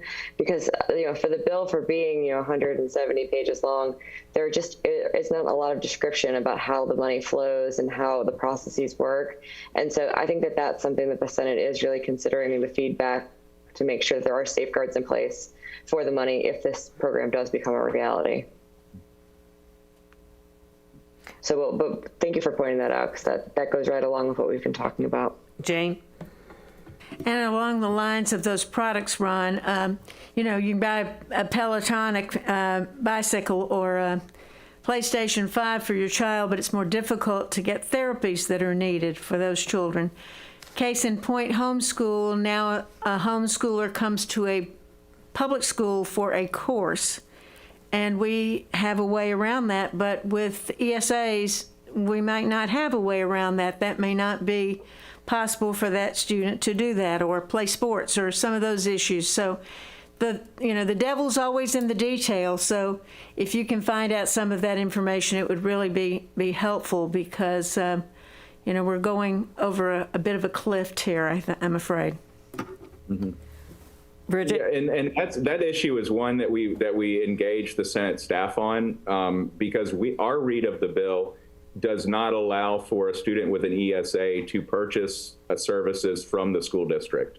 And we actually raised that issue with Senator Gruters, because he has a personal experience of purchasing therapies from a public school that he was not, or that the individual involved was not attending that school. And so that was something that was very troubling to him, and the staff that we discussed that with didn't realize that the bill would prohibit, or at least the initial read of it would prohibit, whether a homeschool student or a student who is enrolled in some other form, not being able to use these funds to take services from the school district. And that's being looked into, and I believe that if it plays out that way, that will be changed. But yeah, that's the devil's in the details, and that's kind of where, as Megan mentions, that we're trying to get everybody on the same page as to, okay, so what does this actually mean? How would this actually work? Megan, did you say you had some comment? Oh, thank you. Bridget? Yeah, thank you.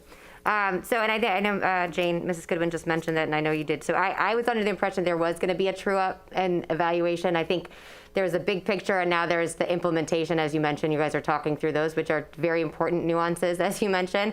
But with some of the release and discussion about some of the accountability measures to balance the scales and really follow the student, et cetera, that there was going to be a likely true-up at some point to play out the scenario that Mrs. Goodwin just said. So has that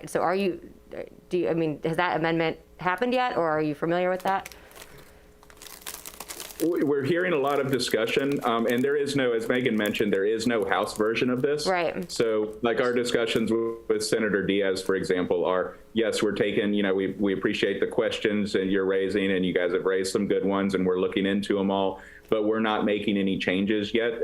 But we are working with the House to get to a place where some of these issues that are being raised may be addressed, or certainly come together on the House and the Senate side, but nothing has occurred on that yet. But we're first day of session, so it's not like anybody necessarily panicked that hasn't occurred. But yes, we're hearing discussions and getting feedback that there will be some sort of a true up or alignment on a lot of the issues that we're talking about accountability, both on the learning and on the fiscal side. But we haven't seen any of that occur yet. And then as far as discussions, I know that Gardner and McKay was a perfect example. Again, if an actual family wanted to utilize those services from their districted school, but it's not their zone school, there's discussions about making some amendments there so those provisions wouldn't prevent that access, because I think that was an unintended outcome of some of the language. Have you heard anything about that?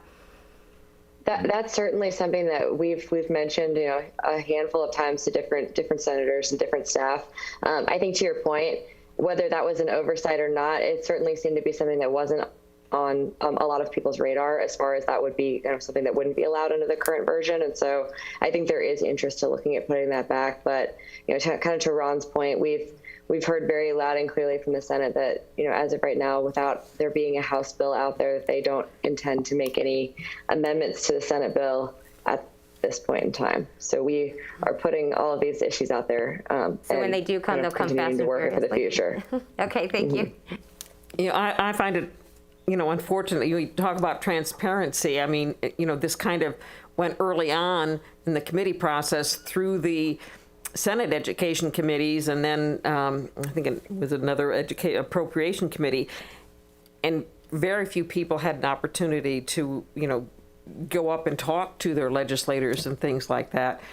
And I just think something of this magnitude probably shouldn't be done on a year when, there's limited access and limited time that people can talk to their legislators this year. Have you heard anything else on budget news? So they're still, as I would put it, they've got most of the budget, I would say, effectively frozen. And when I say budget, I'm talking not just about the state FEFP committee chair recommendations, which will probably be released in 2 to 3 weeks. I was speaking to Chairman Stargell about it last night on kind of the normal rollout. But none of it really is anything that I would put a lot of grain of salt into at this point, because we've got the federal funds coming down, both the ESSER 2 funds and now what I'm calling the ESSER 3 or the Biden tranche that's currently under negotiation that will likely be here before the end of session. That's really frozen both the legislature and the department from making any real budget decisions because they really don't know what's going to be on the table. They know that there's a significant amount of one-time funding coming to the state of Florida, coming to K through 12 education, and they're trying to get their hands around how this all interplays with what the state has available for recurring funding, which is what the FEFP would be, as well as what they can do under the federal maintenance of effort requirements. Because in order to get this federal money, the states had to make certain spending assurances that they won't use this one-time funding to supplant the normal funding, and they're grappling with it. And it's not, it's not something that anybody has real answers to yet. So we're going to see a budget process play out that looks like a normal budget process, but I don't think that it's going to, what comes out initially is going to be very close to where they end up, if that kind of helps. And so there's a lot of work going on behind the scenes, a lot of conversations that we've been involved with Chairman Broxton and Chairman Stargell and even President Simpson on these issues. And so we're involved in the middle of it. And it's the same thing, Ms. Brown, to your point about the vouchers. What you're seeing is not a lot of public comment, but I will say the members are being very accessible, at least to us and to other members in the lobbying corps to take input, recognizing that this is a very different situation. But I don't think there's a lot of clear answers as to where the legislators themselves know where they want to end up yet, just because there's still a lot out in the open. And so session has begun. We've got a 60-day clock that they're working towards. But a lot of these issues, I would say, are really open-ended at this point as to what they're going to look like in 2 to 3 to 4 weeks. And so we're working to try to get, at least the issues that the district needs to get out there and get talked about on the table. And I think we're being successful with that. But a lot of this is going to be being nimble and just seeing how some of these big issues develop that will impact how the state responds to them. And thank you for getting that information to us about the executive order from the governor allowing school employees over the age of 50 to get a vaccine. Right now, they were saying that they would be going to the federal 5 locations that were set up. I mean, I just can't imagine having our employees go through that line of having to get signed up and then to go to Tampa and to drive back. We set up for the employees over 65. We worked with our health department and they set up a day. I mean, I would really like to see if there's some way that the governor or the legislature or someone could send some down to the health department and they could work with us. And our nurses would work with them like we did before to get our teachers vaccinated on a weekend so they wouldn't have to take off work and so that they wouldn't have to spend hours and hours online trying to get in line for an appointment that they'll find out the day before they have to go there to be there and then have to scramble to try to get a substitute while that teacher drives up to Tampa. I mean, we really need to have our shots to be given locally. Yeah, and you raise a good point because we spent yesterday afternoon on the phone with the Department of Health and the governor's office about the emergency order. And there's a couple of issues to unwrap, with what you just went through. The first one is being, when it comes to schools, who the governor included in the emergency order. It says, K through 12 school employees. We kind of made sure that the governor's office, after that order was out, knew that school doesn't really employ anybody. The district does. And the school kind of assigns people, or the district assigns people to a school, but they're not necessarily K through 12 school employees. And also we have bus drivers that are just as, interacting with students who are over the age of 50. And does that include them? The final answer we got back was, hey, we're talking about people that are at the school, and we meant bus drivers as well. And so first of all, pretty much anyone who's interacting with students, I think, is what they envisioned. That's not what they said.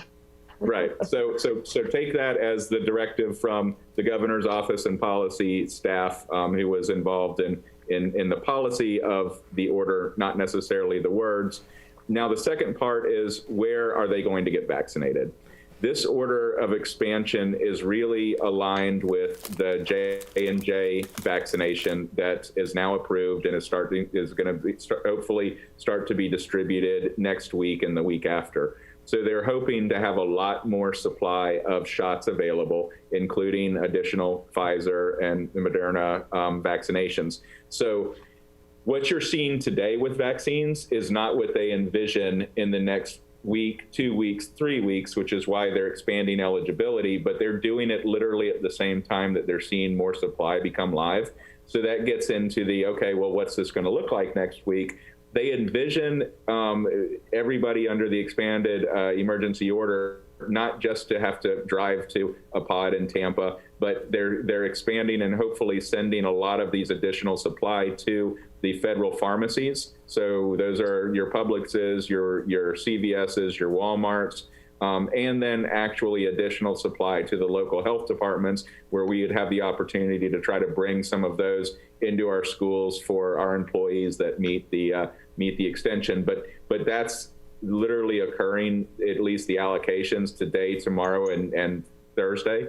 So we don't know what that's going to look like next week.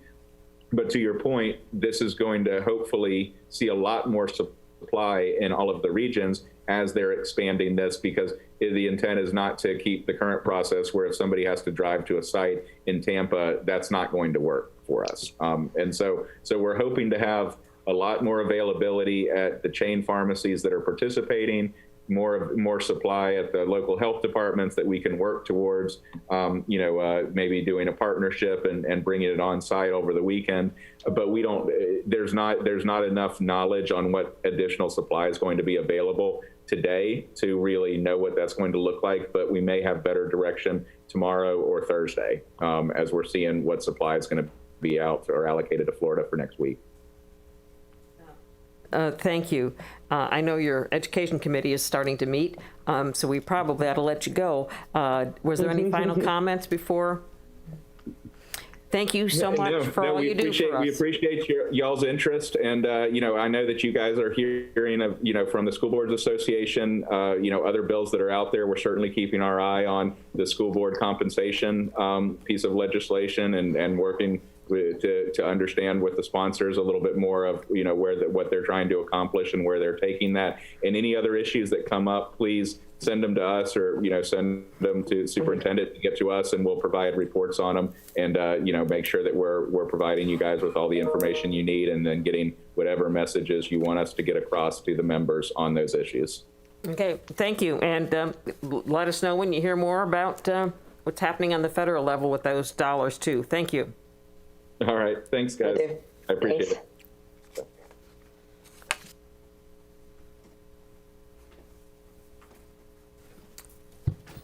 That brings us to member comments.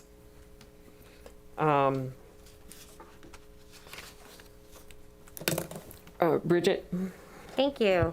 So a couple things, but it's more broad and it's more of for future discussion. But as we look at, and I know there's an article in the paper about it, and this is not specific on any particular policy, so it's not specific to masks or anything of that. But as we plan for 2021, 22, I think it would be helpful if we had some timeline. I know there's some uncertainty. I know that we just talked about an additional distribution of vaccinations for, for a whole list of additional people, including school personnel.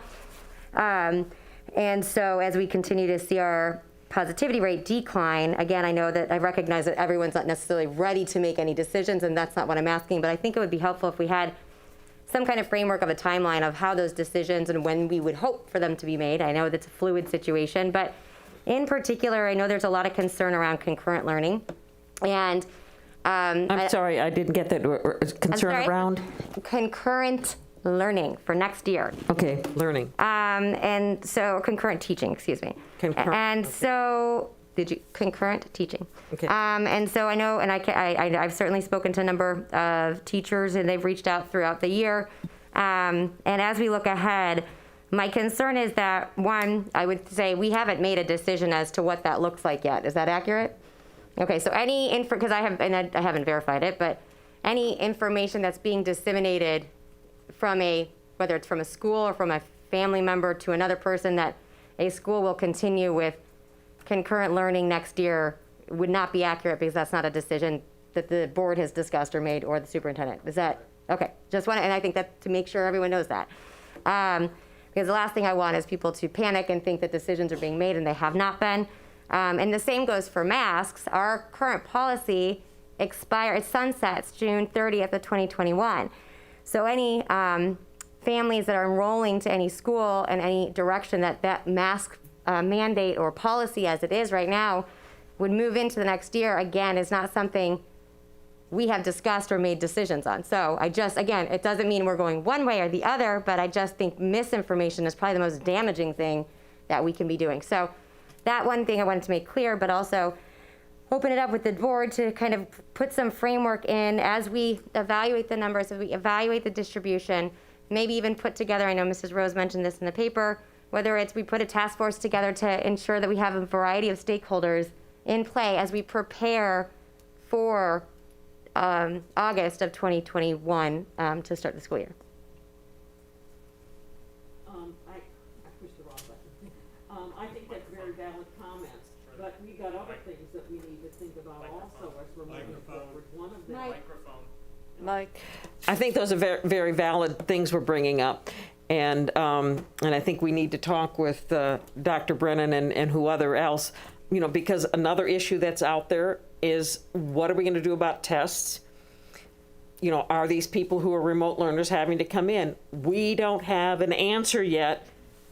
We don't know from Tallahassee yet. And it's not just as simple as saying, well, we'll bring you in on a Saturday, because we would have to hire staff and bring them in and all of that. So, I don't know, maybe we should just keep that on the burner of things to talk about at our upcoming meeting.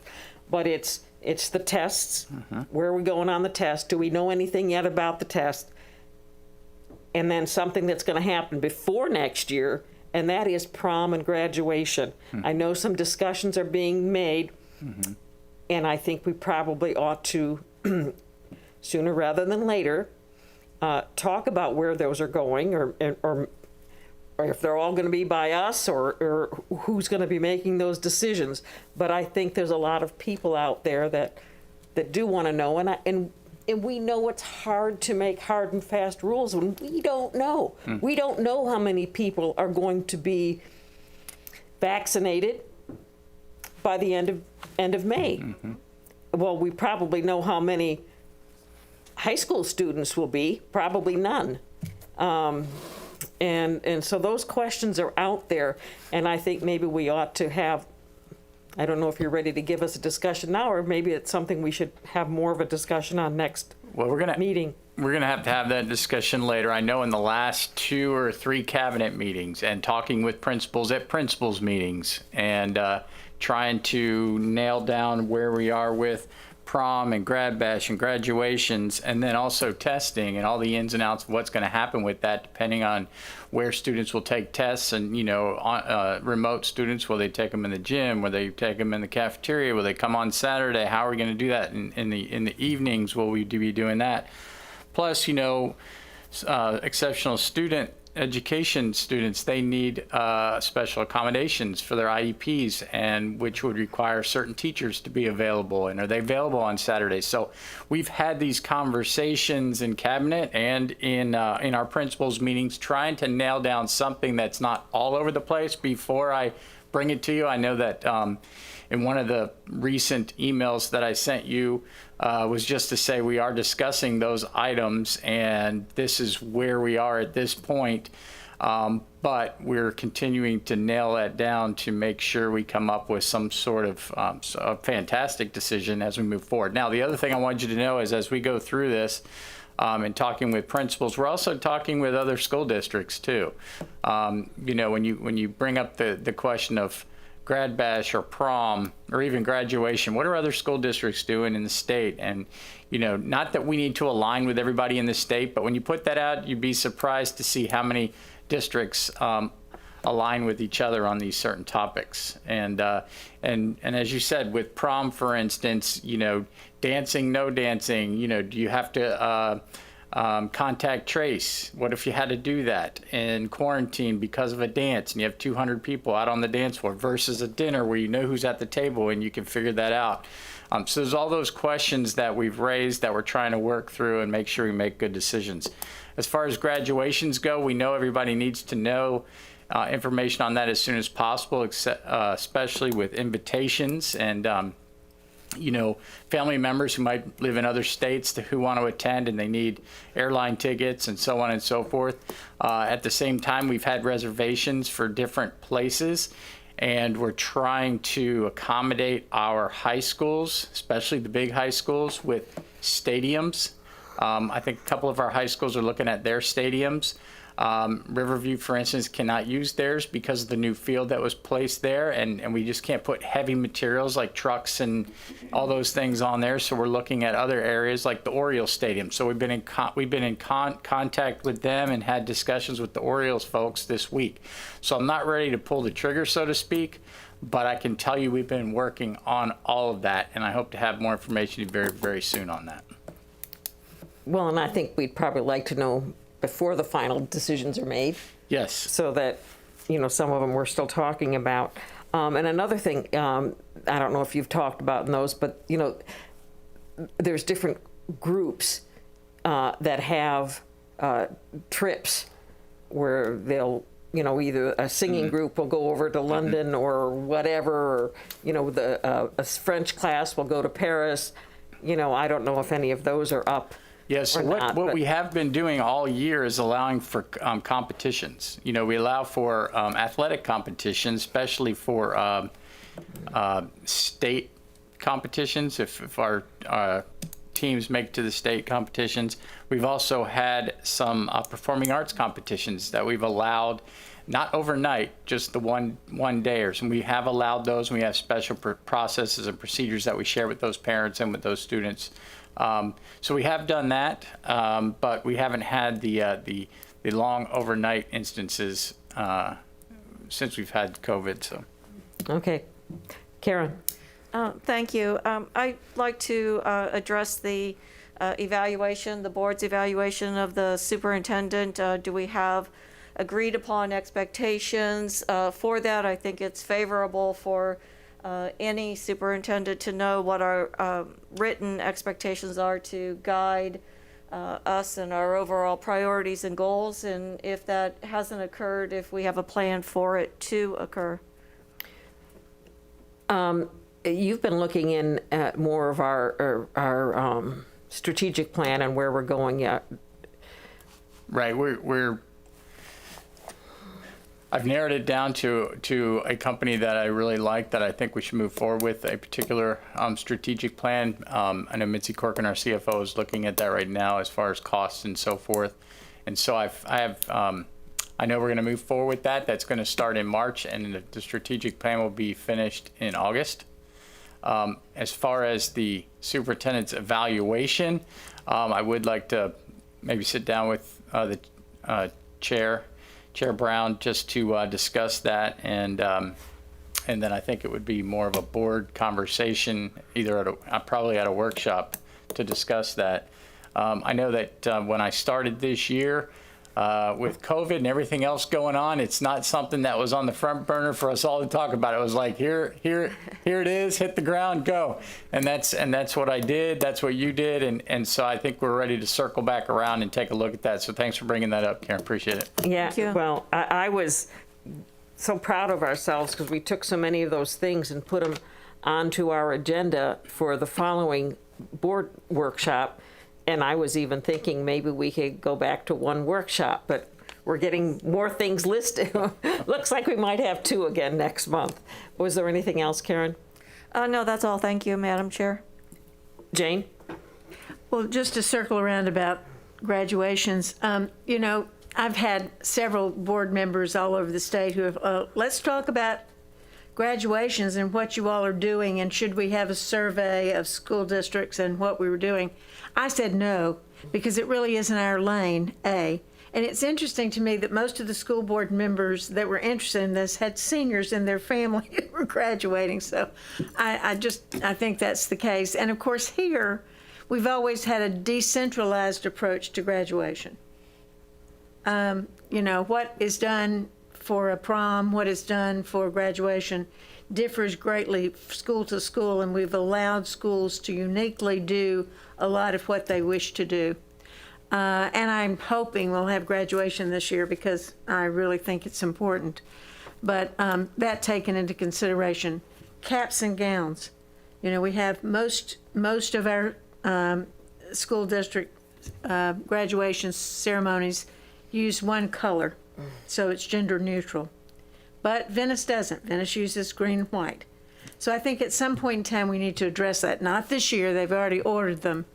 I think we also ought to circle around about the Indian mascot again, because I'm expecting at any moment someone will club us on the head with that issue. But those are just 2 issues that I would like to see us discuss at some point in time. The other 2 things that I had was, one was that there will be no dinner for the Fair Board, and as you all know, I made sure that you got invited early. It was going to be quite a nice event, but the Executive Committee has decided that that we won't have a dinner this year. And the other thing was that Master Board training, the final decision on that has to be made today because the deadline was yesterday. So I want to bring that up again, Mrs. Brown, and see if there's any will. We do not have to have every board member participate. It can be just the majority of the board, 3 members of the board, 4 members of the board, 5 members of the board. It would be wonderful if we all did that. But I did want to bring that forward again. I believe the cost on that was $48.50, and then we had the cost on that one day that we had. Do you remember what that was, Kathy? $1,900. $1,900. You know, and we spent quite a bit for that day that we had the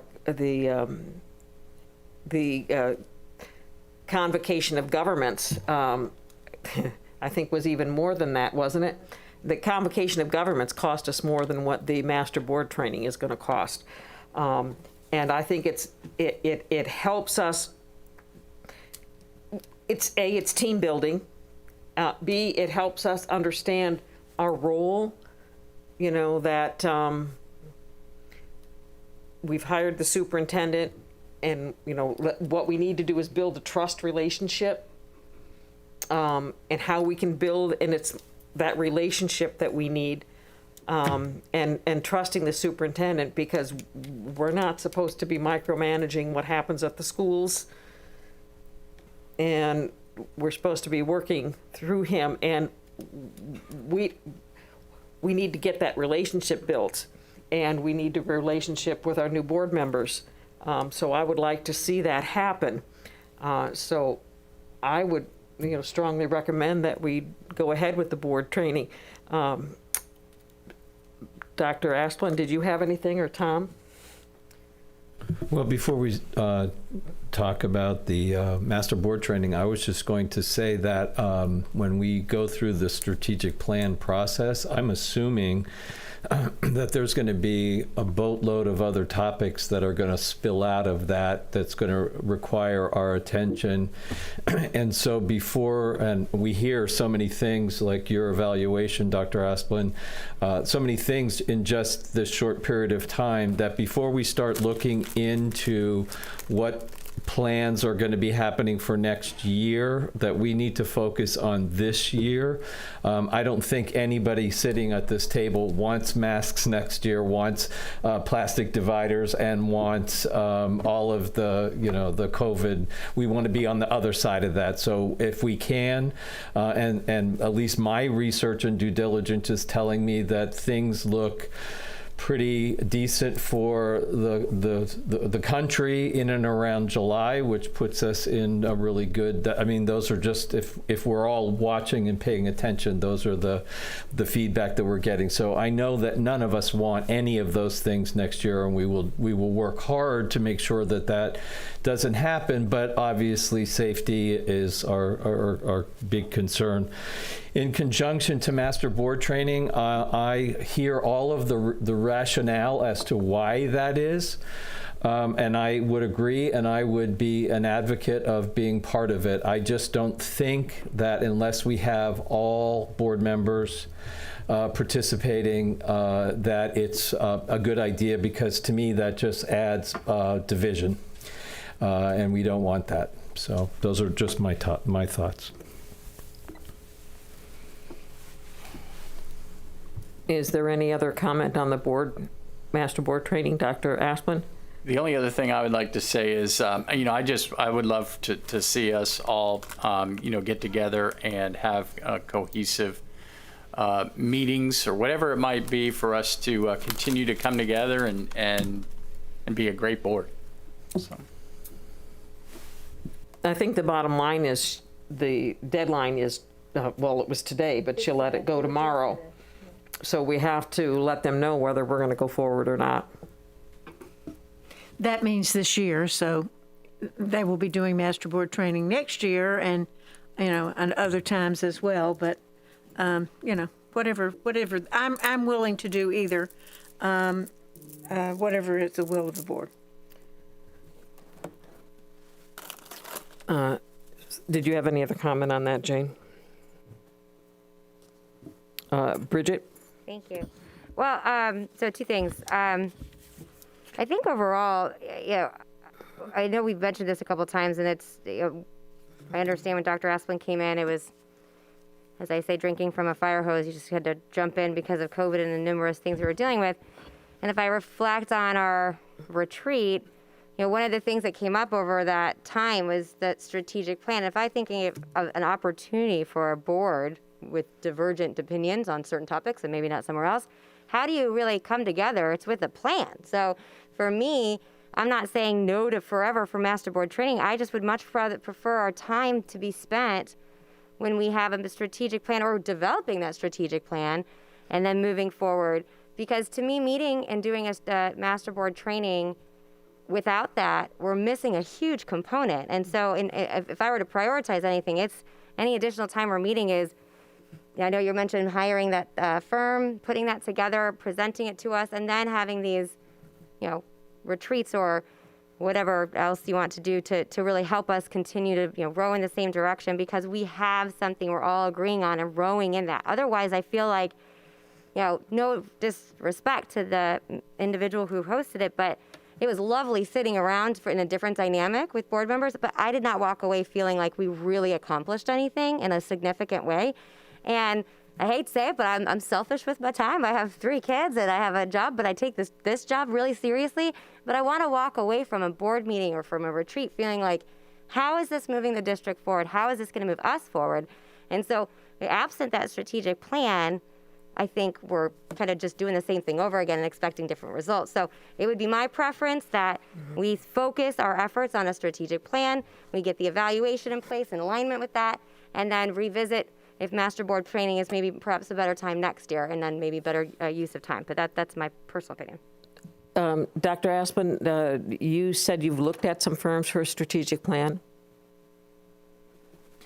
Yes, I have, and there's a plan called Deliver Ed, and I think that particular company will help us through our strategic plan very, very well. They've also worked with Osceola County, Highlands County, Volusia County, other counties too in the state, but those are the three right off the top of my head.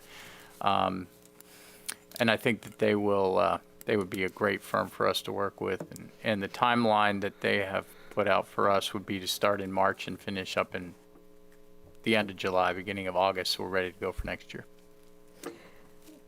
Well, that would be like soon.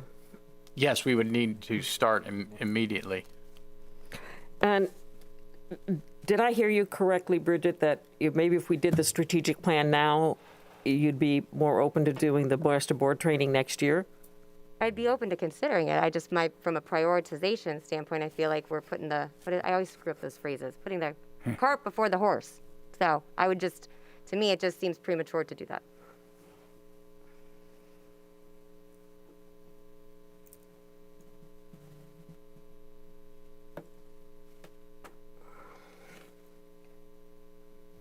I'd hate to delay the master board training with us, but if we're not, I would much rather have all of us come together, and I would, go ahead with the strategic plan now if I had some assurances that we could work together on a master board training next year. But if I'm hearing, well, yeah, I want the strategic plan, but I'm not going to give it a real consideration next year, and you're still not going to be for the master board training anyway, regardless. I mean, that would be a different situation on whether I would agree to postpone the master board training. If we postpone the master board training because we felt the strategic plan was more important now, I could go, there's no problem with that. But if we're going to come back and say no to it again next year, that would, I would feel manipulated. If I may, Ms. Goodwin, I have not been through a master board training, but I've always heard about it, and I've heard that is a great, great process.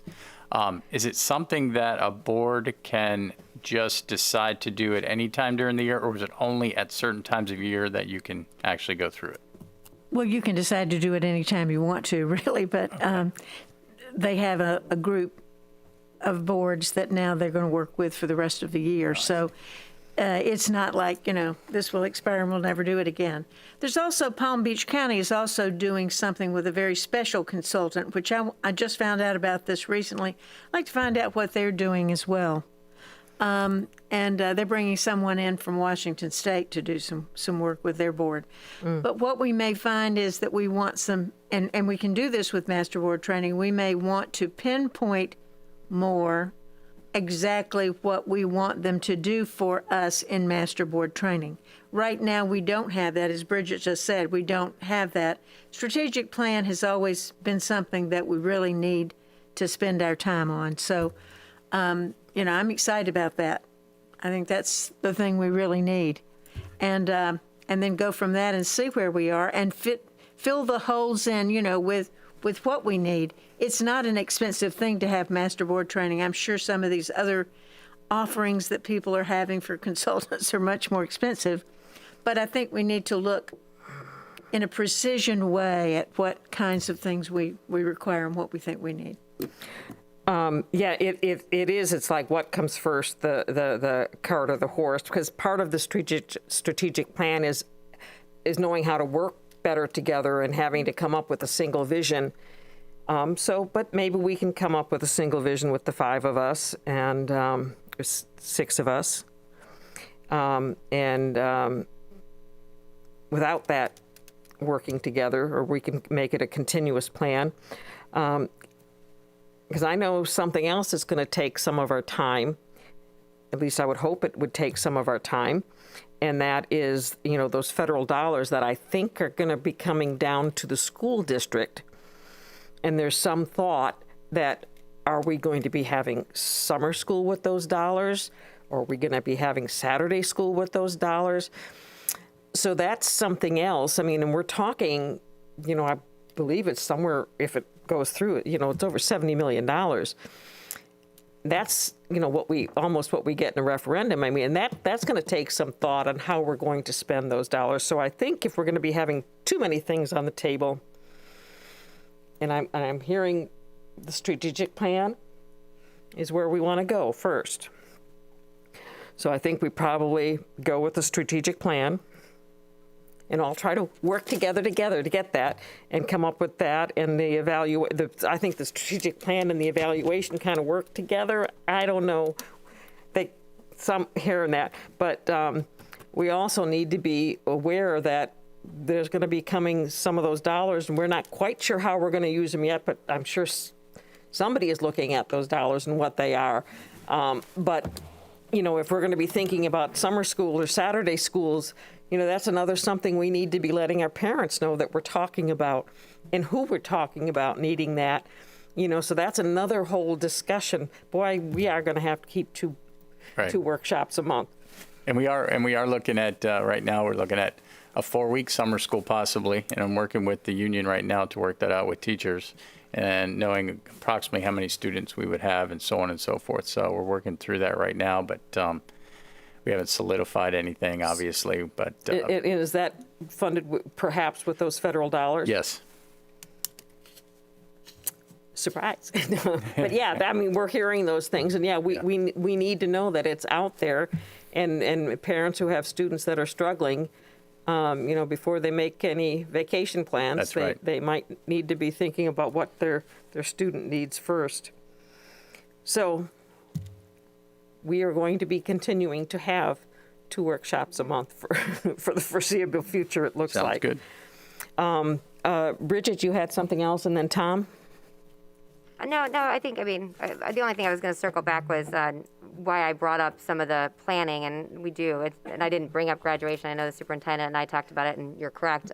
That's never a decision that really the board's made because we always had graduations because we weren't in the middle of a pandemic. I think my conversation with the superintendent was more or less, you know, what I think is important, and whether that's the board's role or the superintendent's, is putting that framework in place as we hopefully get out of this. So when you can just start to lift up things, or we give some guardrails so that he can make, or the superintendent can make those decisions, I don't have any interest in micromanaging. So I'm not sure if that is where those comments were coming from, but that's certainly not my goal. I think the consistency is just the most important part wherever we're at, because that just continually builds trust with the community, no matter, you know, whether that's a popular decision or not. If everything's being executed in a consistent way, I think that's really helpful. But that's all. I go back to strategic plan and evaluation priority. Okay, thank you. Tom? Yeah, I like how we talked through that and got to that priority, but I also don't want to make light of the master board process as a moving forward, because to be honest with you, I had really high hopes for the way our board was going to be able to work together when we all got seated and it was brand new and fresh, and we had one difficult decision, and it seemed that we all retreated into our own little silos, and I'd like to make sure that that doesn't happen each and every time. So what I see is, as Bridget mentioned, 5 different points of view, 5 different backgrounds, and that we have to get to a point where we can respect that perspective and not take it personal. And that's ultimately where I think that kind of strategic plan conversation can lead us, and hopefully we can work at that collaboration, team effort, and do better at it. So I hope to revisit that. Karen? I just would like to state that there hasn't been a consistent 3-2 vote, and as an individual board member, not only, you know, hiring the superintendent, but hiring the attorney, the only second position, there was a split vote, but I consider the nominations and votes for chair and vice chair did not fall along those 3-2 lines. So I do think that speaking for myself, I haven't been part of any 3-2 or any group, and I just wanted to reiterate that for the record. And I'm certainly a strong proponent of professional organizations as a lifetime educator, and I truly respect the fact that some board members choose to be much more significantly involved in the State School Board Association, and I commend that. My priority is the strategic plan. I feel like without one, we are letting down our priority goals, as well as aligning it to our individual expectations on the superintendent. I look at the cost of individual board members belonging to that state association, the cost of the retreat, the ultimate goals that came out of that retreat for me weren't necessarily high quality, and my priorities absolutely are to belong to a professional organization and access it.